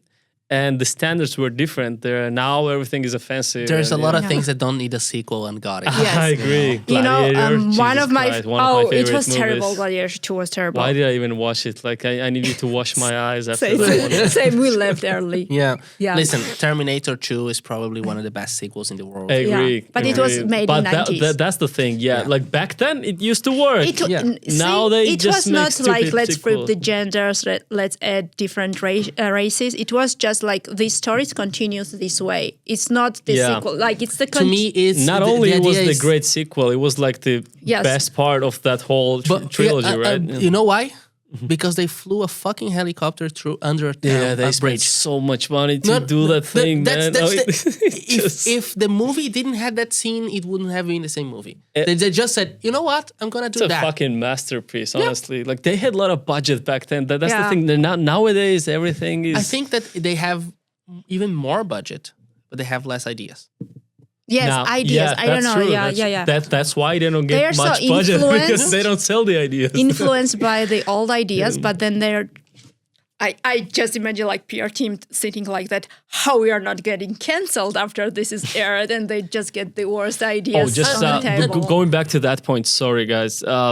Mummy, the first Mummy, is still one of my favorite movies. And The Brendan Fraser one? Yes. Yeah, The third the one very is coming first out one. next year. I thought it was a new thing. There is a new Mummy with different cuts. It's different And it's movie, but the terrible. third And they're part, terrible. I have not seen it. Third part is coming next year with Brendan Fraser, the old cast. Yeah, he's No, trying. I'm talking the 1998s. Yeah. And the Also, CGI like, the and the second effects you one get as there well. is better than most of the movies yeah. we see nowadays. Like the Jaws. I cannot I love understand Jaws. it why. Like the Egyptian architecture there looks beautiful. Everything looks beautiful. Even like I don't get that feeling that it's made in 1998. And just to say, like, actually actors back then, it's a lot. I think it's the same thing for Georgia, but also nowadays it's coming to Hollywood. So older days, they would have the role character and they would cast someone who can play this character. But nowadays, I feel like they would say Leo and they take character from you. So the actor is just playing one person in every movie. So actors cannot actually act nowadays. So that's why they appear the same role in every movie. And wait until we get to the age of the deepfakes. Oh, yeah. AI. it's they getting already close. created It's the getting AI close. actress. That's the issue I have with Sydney Sweeney. Right now, it's actually, mostly OnlyFans. I'd like to hear that actually. Yeah, that's mentioned. She's beautiful. Like, I'm not gonna say she's not, but like her eyes, I don't know what, like intelligence. come like, on, she's hot, She's man. not Scarlett Johansson. It's Hot a in woman her thing prime. that they just No. I'm they not just like to saying talk like I'm trash not about. dumb. Like she has everything in place, but then you look at her and something is missing. Yeah. Like that now there is a trend, not trend, how so like. Gossip. I don't know. It's 100% sure. Like Cameron Diaz saying that she was hotter than Sweeney Sweeney in her prime. She was because her eyes. Again, I mean, it's controversial. It's always controversial when you talk about the looks. But for me, it's not. You're bringing up some interesting discussions, but it's not. So Cameron Diaz. After The Mask was a disaster. Like whole her career was. I'm not talking about like career. Cameron Diaz was one of those women that Yeah. like peaked in very young age, and I don't like the rest of her career that much because she, you know. No, she did had a good. Yeah, I also Which one? think I liked a couple of things. movies. No, But she was never like in the Mask, right? In the I Mask, think Charlie's Angels was fine. she It is- was after or before. I don't know. It was after, but I'm thinking about the. What's the I know name? 2 movies. I don't remember 2 names. You know, Like There's you mean a- in the old when she was older? you know that Yeah. movie about the Selma Hayek. I think she grew. No, I don't remember which one About is the that. But in blowjob. any case, like okay, so if we're talking about like the hot actresses, Yeah. like not necessarily about the beautiful ones, and Sydney is not necessarily a beautiful woman. She's one of those like. She's an only fangirl. Let's say. No, she's like For me, she's. no. No I don't offense, she's agree. beautiful. Like she's got character. I'm not dumb. like I'm telling you, like most people like her because of her character and like the Really? way she can play. I mean, okay, so wait. not necessarily. Where have you seen her character? I'm still stuck on the Cameron Diaz thing. So wait, let's rewind a What bit. other movie was it? So I don't remember the name of the movie in English. So it's about a lawyer. It's with Michael Fassbender, Javier Bardem is in there, Brad Pitt is in there. Wait, too many famous people. I know. Which one is that? And she's there. It's a great, I don't great remember that. movie. Yes, search it. And she does a search this. fantastic job there. No, I love Cameron Diaz. Like she's. And she did a couple of more artsy movies as well that I really liked. If you ask me who's the hottest Hollywood actress, she wouldn't come up the Counselor? first. The Counselor. The Counselor. Great movie. And she does don't a think I've seen fantastic job. in I there. never seen this. No, I It highly- has I a highly very low score on IMDb. I don't care about IMDb. Trust Leo. Yeah, that's the one. That's the one. I remember the last movie I've seen of Cameron Diaz was about these 2 daughters she had, and one is dying, and she's trying to get the phone from someone. I don't know but how it's we like got she's here, already honestly. old. Yeah. We're talking Probably was Whiskey. yeah. But in any case, the point that I was trying to make, Sydney Sweeney is more like type of women that can be compared to someone like Amanda Seyfried. You remember that one? I know if they just start in the movie Yes, together. so they had the movie together, but they are the same type. Like when she was younger, you can compare it. To her. Really? I love both Maybe of them. in Mean Girls, but after that, I think Amanda has different path. Like in Mamma Mia, she's not like that. She's more like Yeah. American Sweetheart Am I? rather than the jeans girl. Would you think less of me if I told you that I don't have Sydney Sweeney's face in my head? No, not I at don't all. really- It's a matter of It's taste. man. blonde girl, really beautiful hair. I think blue eyes, big boobs. How many Nice. movies of her have you watched? No You idea. haven't watched Probably it. not a lot. That's How the many thing, movies that's do the- you know of her? I know just two. Okay, not more. So Euphoria of and the course, one with there, Amanda. there I are a haven't few. seen There are a few. Euphoria. There are a few movies. You gotta watch it. The thing is that after having my daughter, my time has become much more precious. So I don't spend it on Netflix. No, or that's anything. understandable. That's understandable. So I my media consumption dropped significantly. So there's a lot of things Oh, that so I'm if not you're a going part for something, it's gotta. It has to be you need to good. be sure. Okay, Yeah, I mean or it that's a has very to good be- point, man. or it has to be the kind of trash that really will get me like, oh yeah, I needed this type of trash. What are your guilty pleasures Oh, I in have that case? any guilty pleasures. Like, what's yeah. the type of trash you like? Usually, like you go for. That's always a good question to ask. Yeah, Yes, because this is- Sydney's not gonna cut it. Like I'm telling you, she usually has stupid movies. Oh no, But she's like- that's not She's very. hotter than me, but she's not the hottest woman on the no, earth. no. The thing is, like- you cannot get an idea from the picture. It's not about that. It's even really. worse Like it's in- about how she speaks, how she acts. She's a slutty, like classic. The everything that makes a man. She's a I don't know, only fan excited. girls. It's all there. I'm Depends on telling the you. kind of man. But I will say this. No, she's hot. Trust me, she's very hot. I'm not saying she's ugly or not hot. I'm just saying Not like about ugliness. She might be like there's an argument to be made that she's ugly, but she's very hot. Ugly has nothing to do with I can't hotness. be a okay, she's hot. Okay, I can't be a part of this conversation. I understand. I don't know what we're talking about. Let's finish up the topic. I would say she's hot, but she's not sexy like Angelina Jolie in her prime or Megan Fox. In You her obviously prime. watched the Office, right? Yeah. Yeah.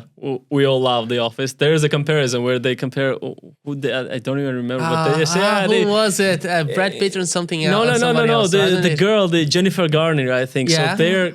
Yeah, like and they there's had a- a sign. Yeah. Yeah, it's like the whole office split on the half. Yeah. Is she hot or not? Yeah, So some exactly. say she's beautiful but not hot, but the rest say that she's hot. Yeah. And obviously, it's a different thing, right? Beautiful can be many Yeah. many beautiful women. Okay. Not all of them How are about hot. everyone leaves a comment whether they agree with Levan or me? Or Leo, who has no idea who Sydney Sweeney is. what's your position though? Like She's hot but not sexy. She's only she's for very girls. sexy. She's very sexy. Oh, to your taste, she's vulgar. Yeah. Okay, got She it. doesn't have spark in her eyes. She does have. And I everything. love blonde girls. There's And she a even has a style, I would say. there's an Irish saying that I love a lot that says, "The lights are on, but nobody's home." I Yeah. think that describes what you Yes. mean. Yeah. Yeah, I think that's what she means, but I don't think that's true.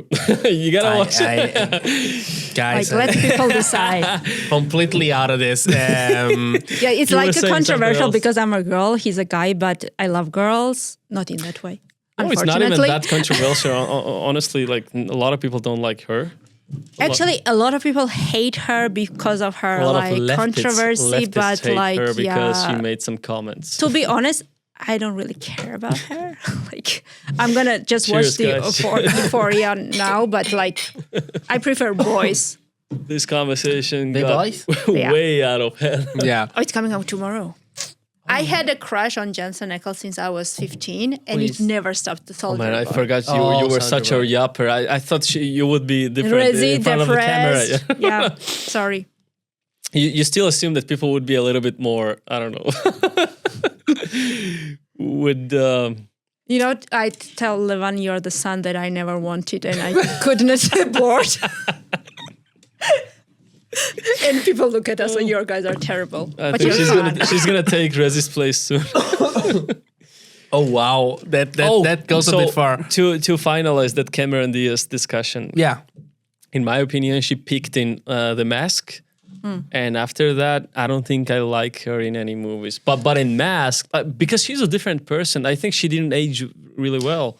I know why. Because Cameron Diaz, I don't know, I've read it somewhere, she decided to age gracefully, so she does not do anything to her face. She just ages Okay. like Yeah. that way. So she's not Hollywood aging. Yeah, that's she's just honorable, aging. Yeah. but yeah. And honestly, I think that career-wise, she has done some very Yeah, interesting yeah. stuff. No, she has a good career. And like Very funny movies. Couple of movies And come to mind. I Charlie's don't rem- Angels, yeah, like yeah. she's still young no, there. but talking about serious movies, she did a couple of serious movies that she's actually done a very good job. I mean, I mentioned The Counselor Yeah. a little while And the back. movie that I don't remember name, it's a stepsister or something like that. It's She okay. has a couple. I can't put my finger on it. We'll Diaz have to is look it up, but she has a associated couple. in my mind always with those funny movies. Like, Yeah. what's the one that with the Julia Roberts and the guy that they like, both of them like? Oh, the Yeah. I know, Best Friend Wedding or something like Yeah, that. something like my this. best friend's wedding. I watched it 1 year ago. It's so toxic. Like, what the is. hell is It going is. To on? sum it up, I think Cameron Diaz picked when she was really young. Like in terms of looks, Yeah. she is probably a better actress than Sydney Sweeney, at least for now. Actress, yes. But in my taste, Sydney Sweeney is way hotter than she ever was. No. Maybe the exception, the In her Mask, because in prime, Mask no. she's really hot. Megan Fox or Sydney Sweeney. And let's finish it Megan here. Fox is my, it's Prime, like in her I have prime. a soft spot like many millennials because like she was one In of her those prime, first ones, Transformers. but she was never my favorite. I can tell you the other Shia one LaBeouf? that's way Like, who above. did you like? In No, Transformers? I was always Jessica Alba. Oh, guy. I love Jessica Alba. Yeah, exactly. Okay, so She's at least like everybody can agree on pretty- something, right? I have Jess, we love crush you. on Scarlett You're Johansson. our favorite. You won the show. If you're watching this, give Levin a call. Okay, Margot Robbie or Sydney Sweeney? See, Margot Robbie has something in her eyes and she can act, even though people say she can't. I think Margot she Robbie from can, like The Wolf comparing of Wall to. Street. I'm sorry. exactly. That's what I was going for. Margot Robbie from Wolf of Wall Street, unbeatable. But again, it's about consistency. Like she hasn't kept that level. Even in football, like you appreciate the guys that had the longevity in their careers. Like my favorite player was Kaká, for example. From Brazil. But she only had like 2-3 years. And then there are guys like Messi and Ronaldo who have like 20 years careers. So to that point, in prime. But we're talking about looks right now. It's not like they're acting like let's but looks also change, right? Like from year after year. Like that look that you got. To be honest, right now, like the new generation actors, who's the good actor? I'm not saying they're not, just like Don't from say your one of those two, or I'm not. living I the don't like that guy. I don't like that guy. Which So right now they're hyping too much those. Timothy's guy. Yeah, Timothy. I don't like Chalamet? his acting or and his the other looks. guy is Euphoria guy again. Oh, J the tall Elordi guy, one. Yeah. No, It's they're just looks. disgusting. Yeah. I think that there's they don't two. even look that good, I honestly. know. I same. Yeah, I know. Agree. But wait, there's too many things there, right? Okay. So the industry changed, Yeah. right? The requirements for acting have changed a lot. So Yeah, you gotta go 7 days a week to gym, right? and not only that, when you see the guys acting nowadays, it's mainly on close-ups. It's when the camera goes in, and it goes in really quick and really slowly, and they have to put on the face, and that's when you see the quote-unquote acting.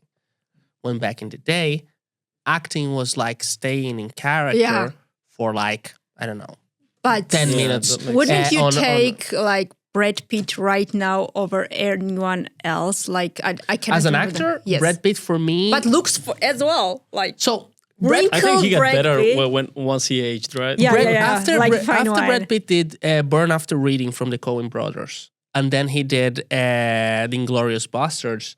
Yeah. Those two movies, to me, together with 12 Monkeys from back in the 90s from Terry Gilliam, they show a range that very few actors actually have. Once Upon a Yeah. Time in But America.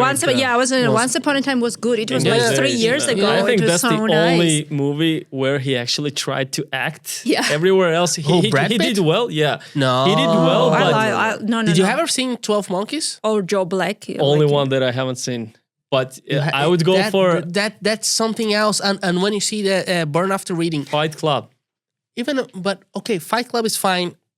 See Burn After Reading. He has one scene. Well, I mean, his whole character is a riot, but he has one scene that for me, it stays in my brain. George Clooney's character barges into the room thinking that he has a home invasion. And he's kind of this spy kind of character, and I put that on quotes. So he opens the wardrobe door, and it's 1 second. He looks into the wardrobe, and Brad Pitt is hiding there. And Brad Pitt has 1 second. It's 1 second of a camera that goes slightly, very slightly, does a dolly shot in, and the face that he puts in. And when you see that, you say, yeah, that's a great actor. Okay, he's Yeah. an actor. It's just 1 second. And that one, for me, takes the cake. So, and then you see Inglourious Bastards, where he's a completely Yeah. different person. So, not the main. I mean, I think he got overshadowed there by the. really? No, I think he takes the cake. Come on, For me, he Christoph takes the- Waltz. Well, Unbeatable. There. but between the two of them, they both take the cake. yeah, that, For me, it's They like do they take get the the cake, they cake, share the cake, but- and they Yeah, but I mean, it's just for me, he stole the show. No, he did. And back then we were not ready for that. Yeah. But point is, and going back to your point, who nowadays is a good actor, right? I would say, like, if you tell me honestly who have is no trending, idea. I know that Timothy and that other Like guy are that's the trending, people but who are like, they pushing hard. who are trending? It's still Leo and Brad. Oh, Leo DiCaprio is one of my favorite He's actors. still Like, there. I mean, he's the still next year amazing. they're kind of doing the movie I would together say again. Pedro Pascal was kind of He's really good at That Yeah, was he's nice. solid. Last movie He's sucked. solid. Like I watched it the other day with like Chris yeah. Evans. and I like, didn't it was, watch any recent movies, but like if we were talking about this new guys that came later to the game, He's a good I don't have any actor, but favorites. Maybe it's the he age, doesn't guys. have Like, as a do you good. feel like it's because we don't watch that many things? Because I get a lot that people who grow up watching these guys, they have a different perspective. I personally think that and I'm a big believer in that in life. Do less, but do it well. Yeah. So, if I'm thinking about great actors, the first thing that comes to mind nowadays is: have you ever watched that series, The Bear?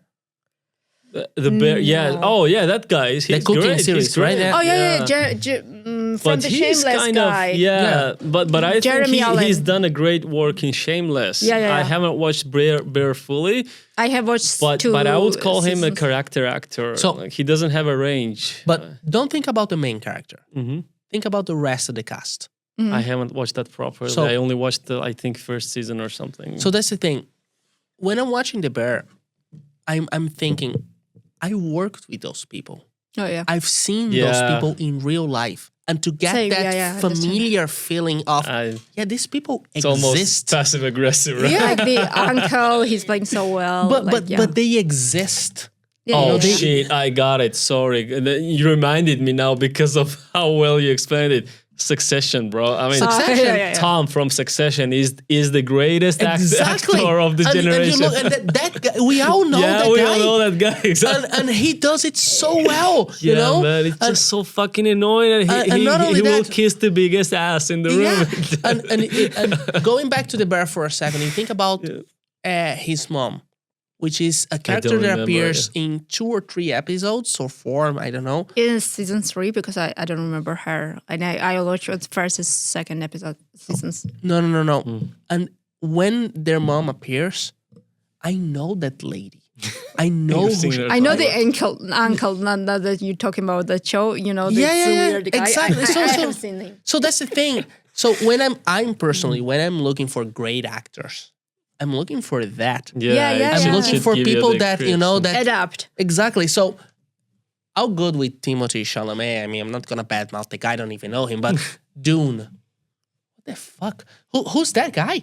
You know, nobody has ever met that guy. That guy doesn't exist. I agree. It's so, I cannot relate, man. I mean, it's hard to relate because what Yeah. you're watching is like a But space opera. some people kind of thing. talk in a very different way about I these know, guys. But I it don't depends on- understand. Yeah, it always perception. I depends think on we're the player. again like we're old school. Like the way we speak, the way we talk about the movies, like we're highly influenced by the old school movies. I would 11. say.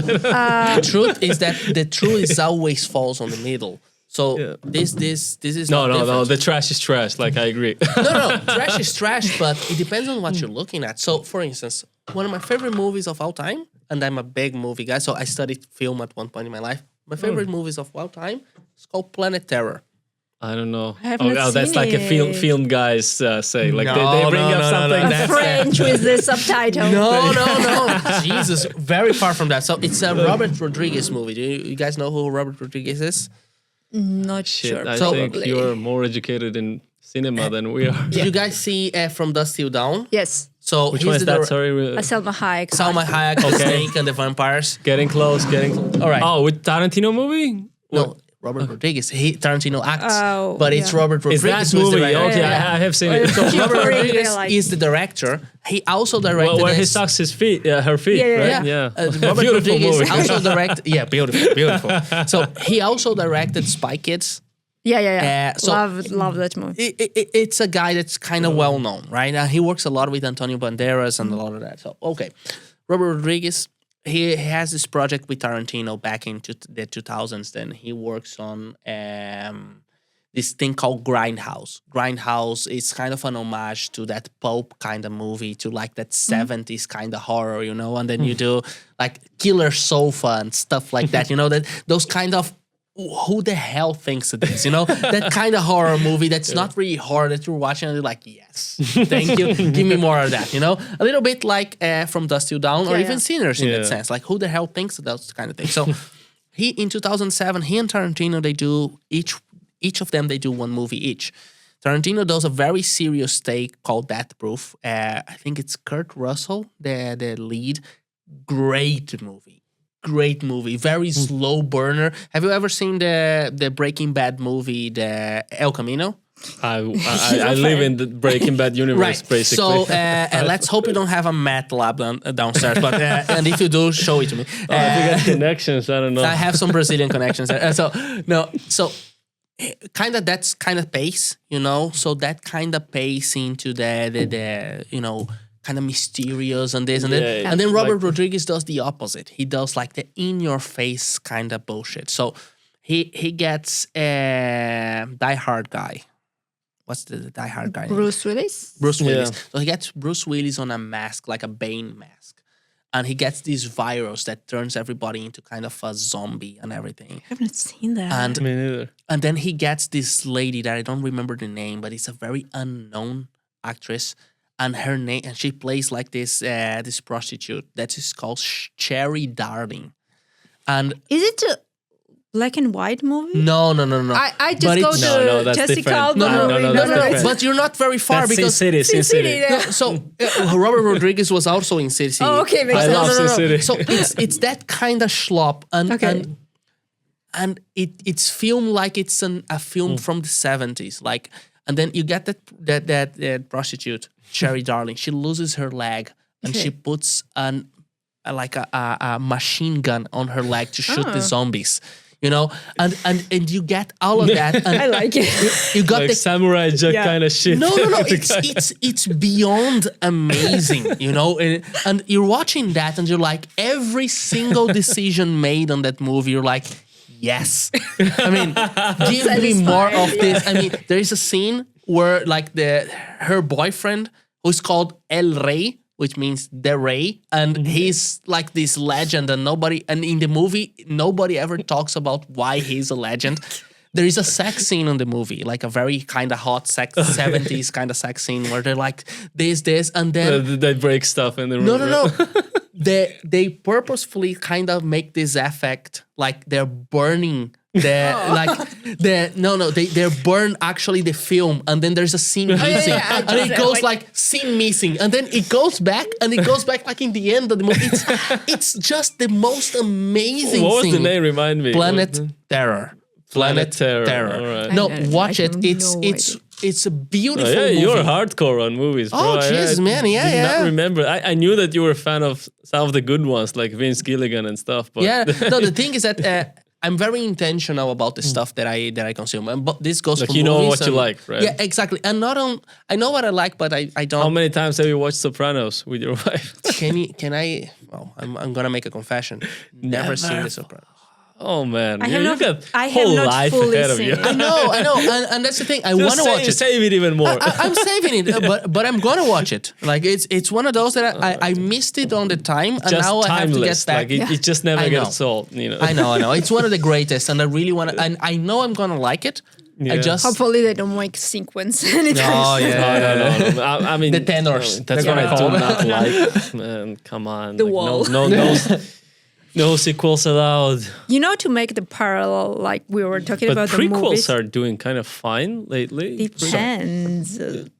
Like if you take the parallel what we were just talking to the what we were starting to talk, like The Office, like even the generational stuff. Like when we talk about the movies, we talk like they act well, see this scene, and like I think the new generation, he looks hot. Like even in the job, they put the effort that they put. Like, but if you think about the attention span, right? Yeah. Think about that. There was a meme I really liked a couple of years ago. It's not popular anymore. But you know when you're watching like shorts or TikTok or whatever, and there's you don't get stimulated by, like your attention is not there. So to the point that I'm making here is like It's we don't need more content. I think we can all agree on this. We don't need more content in We have quantity. seen it all. Yeah, we need more quality, but we Yes. don't need more quantity of content. Yeah, So yeah. everybody is trying to get into, let's make some content. Including No. But this goes to my point of, the podcasting and some people like just doing that because they think that that's what we need to do. We need to do more content, right? So let's exclude that. But there's people that have no skill, no talent, no nothing, and they're still making content. So how do they make content? They get content that we probably want to watch. So let me just think about the most clicky-baity thing in the world. Yeah, like, I don't know, you won't believe what this husband tells the wife, the hook. And then on the top part of the video, you got the video that you're trying to watch. And then the bottom part, or even on the side, you got somebody playing like Subway Runners. Oh, yeah, I've seen And it. the guy that's making the content is the Subway Runners guy, while the actual content is just something that he snatched it and added. So there was this meme a couple of years ago, and I'll just introduce you to just talk about the meme. That's modern life for you. So there was this meme a couple of years ago that how cinema is going to look in the future, like how movies are going to look in the future. And then you had like the feature movie, and on the side of the screen you had somebody playing like Subway Runners or something like that, To get you engaged. Honestly, like, makes keep you sense. engaged. The thing that I mentioned, I don't have patience to look the movie. I need it to be 15 seconds, and even though I speed up. Yeah. And that's why I say, let's go back to alcohol. It's a better addiction. couldn't agree more. Never have stepped away from it. There we go. Don't think about consequences. Just Yeah. drink. Enjoy the high quality production. But I'm just if you glad that we're on the think, same page here. It's, let's not me offend every person in this room. You're gonna not have fun. You're not gonna have fun, and you're gonna get offended by the night. So and that's the thing about the getting offended piece, right? I think that social media, of course, has a big impact on that. Everybody going into their bubbles. South Park did a fantastic piece about this, going into my bubble. And there's a beautiful song that they wrote about this, which is exactly that, which is like, I don't want to be threatened by anything. And that's a very kind of bad state of mind, because the world is a very threatening place. Everywhere you go. I mean, just you and I walking here, we went to the wrong place walking here, right? Really? So we had to kind of no one's gonna touch you guys here. No, but I got that's the this. thing. he was like, I have no idea where I am, and I also have no idea where I am. But think about me. I'm so far away from home. I have no idea where I am. But you feel safe. I have countries like that. safe. Yeah. I have countries where I want to get lost, and I have countries where I don't want to go. So, but that's the thing. I feel safe because I've been here many, many times. But if this was the first time there was here, I'm in the middle of the night in a place that I have no idea where I am. I don't know what can happen. Even on those very controlled situations, because at the end of the day, it's also very controlled. I was with a friend going to see another friend. So worst case scenario, all my friends would come together. So, but even with that, the world is a threatening place. Especially if you're thinking about It is. Yeah. The world is a terrible place, but if you keep thinking about that, you will get depressed. No, you will be stronger. I get depressed. No. It's a threatening place, but you need to build the mechanisms that will keep you safe. Like, for instance, I have my family, I have my daughter, I have my wife, and I'm very far away from home, but I know that they are safe because I've built the mechanisms that will keep them safe.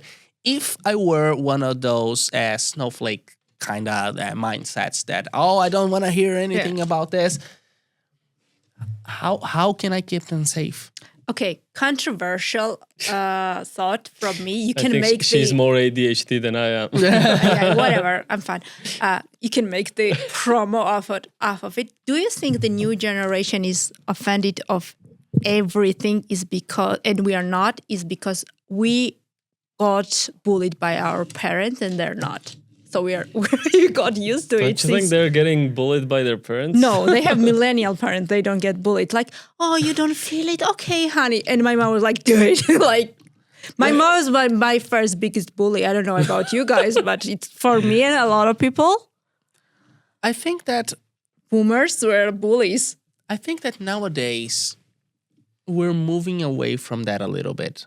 Yeah, so you don't learn how to respond to the bullying. Yeah, I think that there is a healthy Honestly, level. I think bullying needs to come back. Like that's my, It has never my left the subjective chat. I will never say that. But I think it's necessary at some point. I think that there is a level. Me and Leo, a lot of bullies. But that's the thing. I think that there is a level of challenge that a kid needs to be Yeah. exposed to. I mean, That's like, one thing, right? I don't think that everybody needs to be protected from everything. I think that that's a bad mindset. And I'll give you this. I think that we're moving away from that as a society overall. I think that we have seen the errors of the way, and when we talk about newer generations, one thing is talking about the 20-something-year-olds, the 23s, the 24s, and another thing is talking about the current, I don't know, 16s or 15-year-olds. And what do I mean by that? Have you all seen the Manosphere documentary by Leo? I saw some, I saw the clips. promos. Yeah. Okay. and Mansplaining and stuff Right. like that. So you can go and watch that. It was a big thing back in Ireland. All right, that's fine. I'm not gonna be talking about. Are they Manosphere. making sense? The hosties. I suggest watching the documentary. It's a good conversation starter. But I'm not gonna talk about the Manosphere. I'm not gonna talk. So there's a couple of studies that were done, and I can't quote a single source, but everybody can just go in and look for that. But I know that there's a couple of studies that have been done that are talking about projections that kids now are probably gonna be brought up in a way that's closer to how kids were brought up like 50 or 6 years old Really. back, because mainly there is a higher level of rejection to the cultural ethos of like protecting them from everything and social media and cell phones. So kids are gonna be encouraged to go and play outside. Kids are gonna be encouraged to gonna play. be It's- stricter. Right? Exactly. It's not gonna be stricter. It's gonna be don't play video Yeah. games all day. Yeah. Go out and make friends. It's so that's kind of how parents nowadays, and I include myself into that, are actually Because working. we had the good idea of like the first generation that like I'm saying like it's newer generations, the mental issues and stuff like that are acknowledged more, which Yeah. is great, because nowadays in our days it was not. It was like, you're a mom, I'm depressed, and you're not. Like Yeah. it was like that, which was terrible. That's the good thing, but also like too much fussing, like it's So that's not the thing. preparing to the real world, which is terrible, terrifying. So I think that even if you think about playgrounds, even Yeah. right, the playgrounds that are being built right now are very different from the playgrounds that were being built 10 years ago.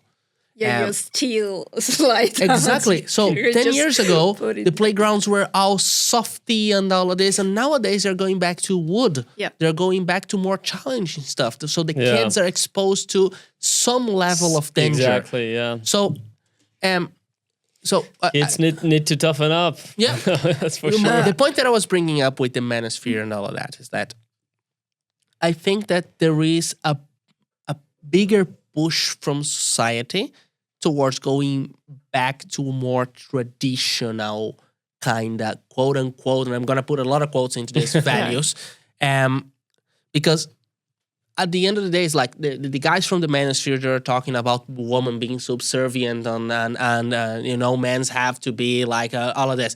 And then you get the sister movement to this, which is the trad wives, which is basically saying that, just move into the country and bake bread all day and have kids. So all of this is a single narrative. Like Yeah. both of them are married into this.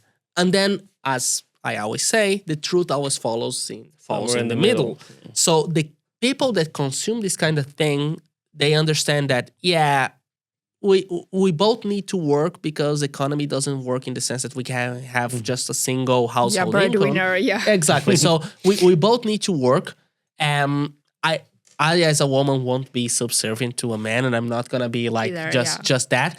But I don't necessarily need you to be simping for me and I need you to be, to be a guy doing guy stuff, and we can respect each other. So it's the reality of what the extremes are proposing. It's probably more down like in the middle. And with this, I'm not saying that I don't agree with either movement in the way. I think that both of them are full of crap. And I think that we need better role models, and especially kids need better role models everywhere, and we don't have them. And unfortunately, they don't have cartoons as well. Exactly. I saw the YouTube video the other suck. way. I don't know which country it was. The host asked like, "What's your favorite cartoon?" And the guy's like, "What's the cartoon?" Yeah. It's like, what? And I you know saw what? that one too. Yeah, it's terrible. And you know what? It's an interesting thing. So, this is a point I never made. There was a point a couple of years ago, a good 10 years ago, that we had a few very progressive mindset cartoons. So Adventure Time and Steven's Universe.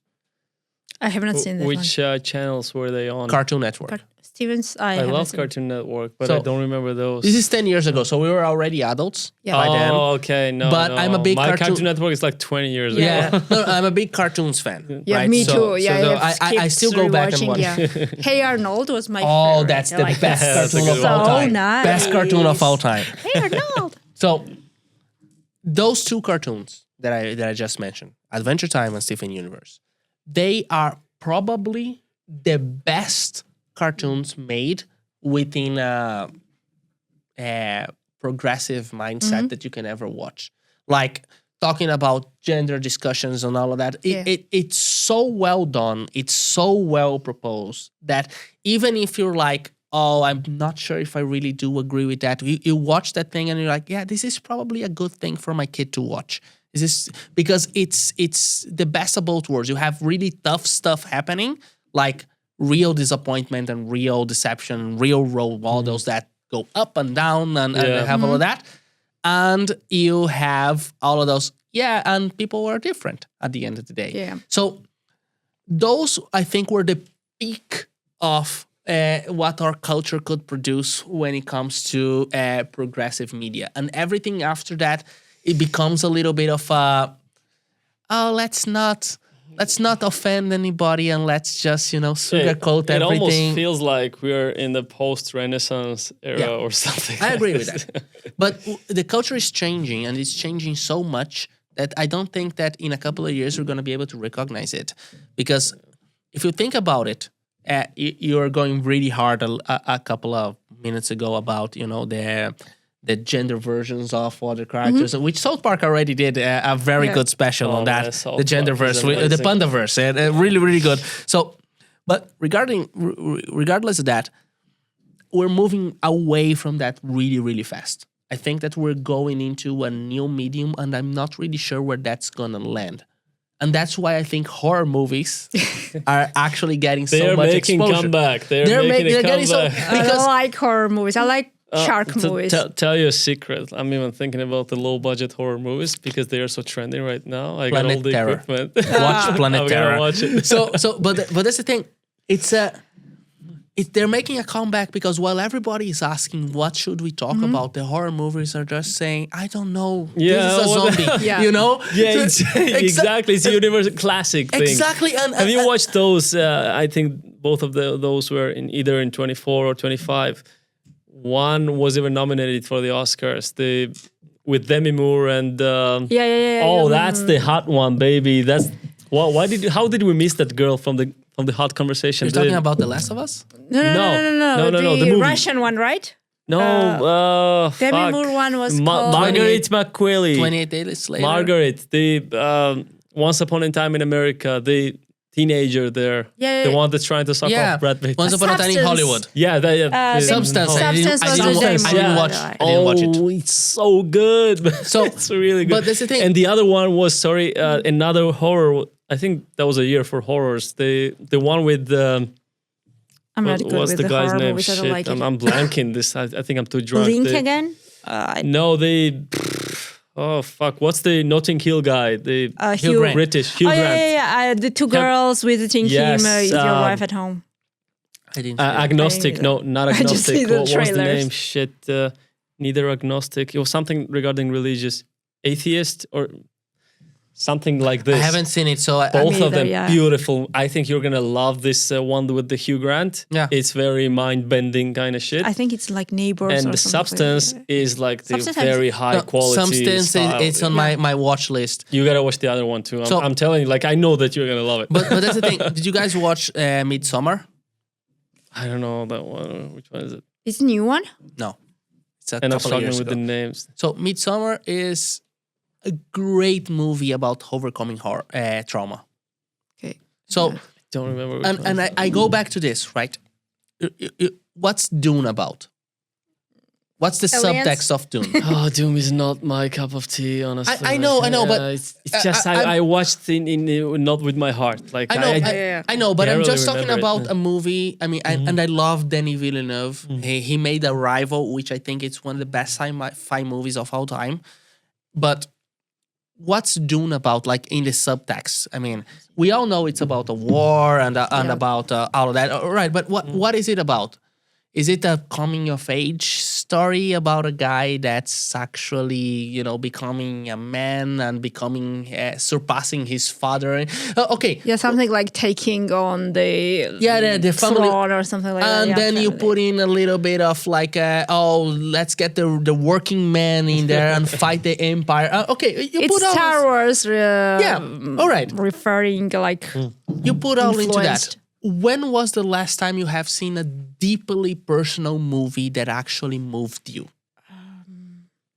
That you actually That's hard question because like I always say like yeah, you watch it, you entertain yourself. It's not a good movie, but If we're talking about the recent years, like I can barely recall any movie that touched me Yeah. deeply.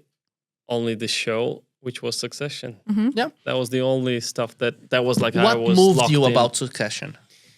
Oh man, family, relationships, emotions, Importance, like the things that you can power change, dynamics, power dynamics, the yeah. language, so many things that are the music for sure.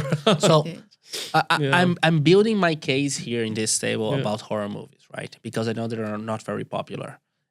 Midsummer, Midsummer, and I've tried to not give any spoilers Okay. because this is right at the beginning of the movie.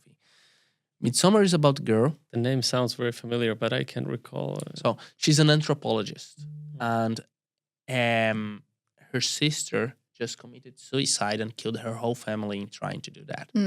So, and she's terribly traumatized by that. Like terribly traumatized by that. Like, oh my God, I just lost my whole family. Like my mom, my dad, my sister. It's an awful thing for that to happen to me. And I'm dating this guy who is a fucking douchebag. And we're all anthropologists. And we have this friend that lives in Norway. And he says, hey, in Sweden, sorry. And he says, why don't you all come to my village and in the north of Sweden where we have the Midsummer Festival. And the Midsummer Festival is where the sun doesn't set for 24 hours up in the north. And then it's all in the day. And then you get to see our customs. And they're all anthropologists. And they say, yeah, this is going to be really interesting stuff. So they go up there. And she goes up there because she wants to kind of disconnect from the horror that she just lived, right? So she's up there. And the guy, her boyfriend, who is a fucking douchebag again, he wants to break up with her. But he feels bad for breaking up with her because she just lost her whole family. So he's like... bad timing. Exactly. Like, listen, I want to break up with her, but what do? I want to, do that. So she's there in the middle of fucking nowhere, completely alone because, again, she lost her whole family. And her cable to Earth is this boyfriend who is a fucking douchebag. And he doesn't want to be with her, but he doesn't want to break up with her. So he's kind of pretending to care. So anyone that has ever gone through grief or has ever gone through that situation knows that the worst thing you can do is be around people that pretend to care. Because they don't, it's so empty and fake. And she's there surrounded by people, but completely alone. Yeah. And that's when the movie starts, because they start to see the customs of I mean, she must be a villain there. No, because of the... she's the hero. Okay. So She sees the dead people and stuff like that. No, I was thinking no. like because of the nothing intentions. supernatural. Oh, okay. So no. And that's why I love about horror. We're probably on for 3 hours now. Yeah, it's. I mean, we need to wrap this up. Whoever is editing it, cheers. Yeah. Now my editor is gonna have to lock in on this. Man, guys! I'll just finish let's do this the- point, and I'll just say finish that it up.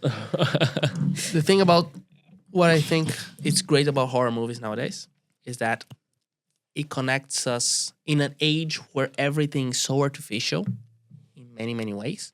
It connects us with the few real things that we feel as humans. So with this, a cheers. Cheers to horror Cheers. To movies. horror. Cheers, guys! This was holy shit. This was really different than what I was. honestly don't know how we got to talking about. It's all Sydney. Was it you? I don't know. It's Yeah. all Sydney Sweeney's fault. Yeah. Yeah, I'm maybe fine. the boobs around the world. Jesus.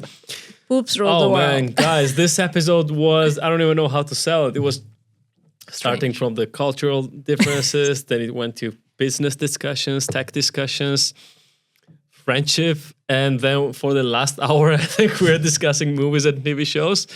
Well, that should tell you how much our range is, right? Can I say something? Yeah, of course. I think this was, again, in an age where everything is very artificial, this was very real. Yeah. Yeah. And nobody very got authentic. offended of anything. Like, Oh yeah, and if you got offended, well, good luck to you. Just, yeah. you know, Talk to your therapist It's a very about good it. experience for you. This is probably the most real thing you're going to listen to in a while. Like when you're here to Angine de Poitrine, that microtonal band that's blowing up everywhere. It's a very human thing. Yeah. It makes no sense. Yeah, I mean, yeah, it was a very humane conversation, I would say. Just old friends getting together, chatting, chilling, enjoying the whiskey. amazing whiskey, Nice which Do you is guys like it? gonna Yes, be I did. available in Argentina soon. I love it. Latin yeah. America. Yeah. This Like I bottle told is him. for you guys, by the way. Yeah, So- nice. Oh, thanks so If much. it works, then next step is Georgian wine to Latin America. I'm not talking about that on, on camera, but Yes. Yeah, there's an opportunity. But you have representatives. In any case, subscribe to the motherfucking channel, new brand, imported opinion. We invite cool people like Leo and old friends like Ellie. She might just replace my co-host. No offense, Rezi, I love you, bro. But okay, not really, but she's cool. Cheers. Bye-bye.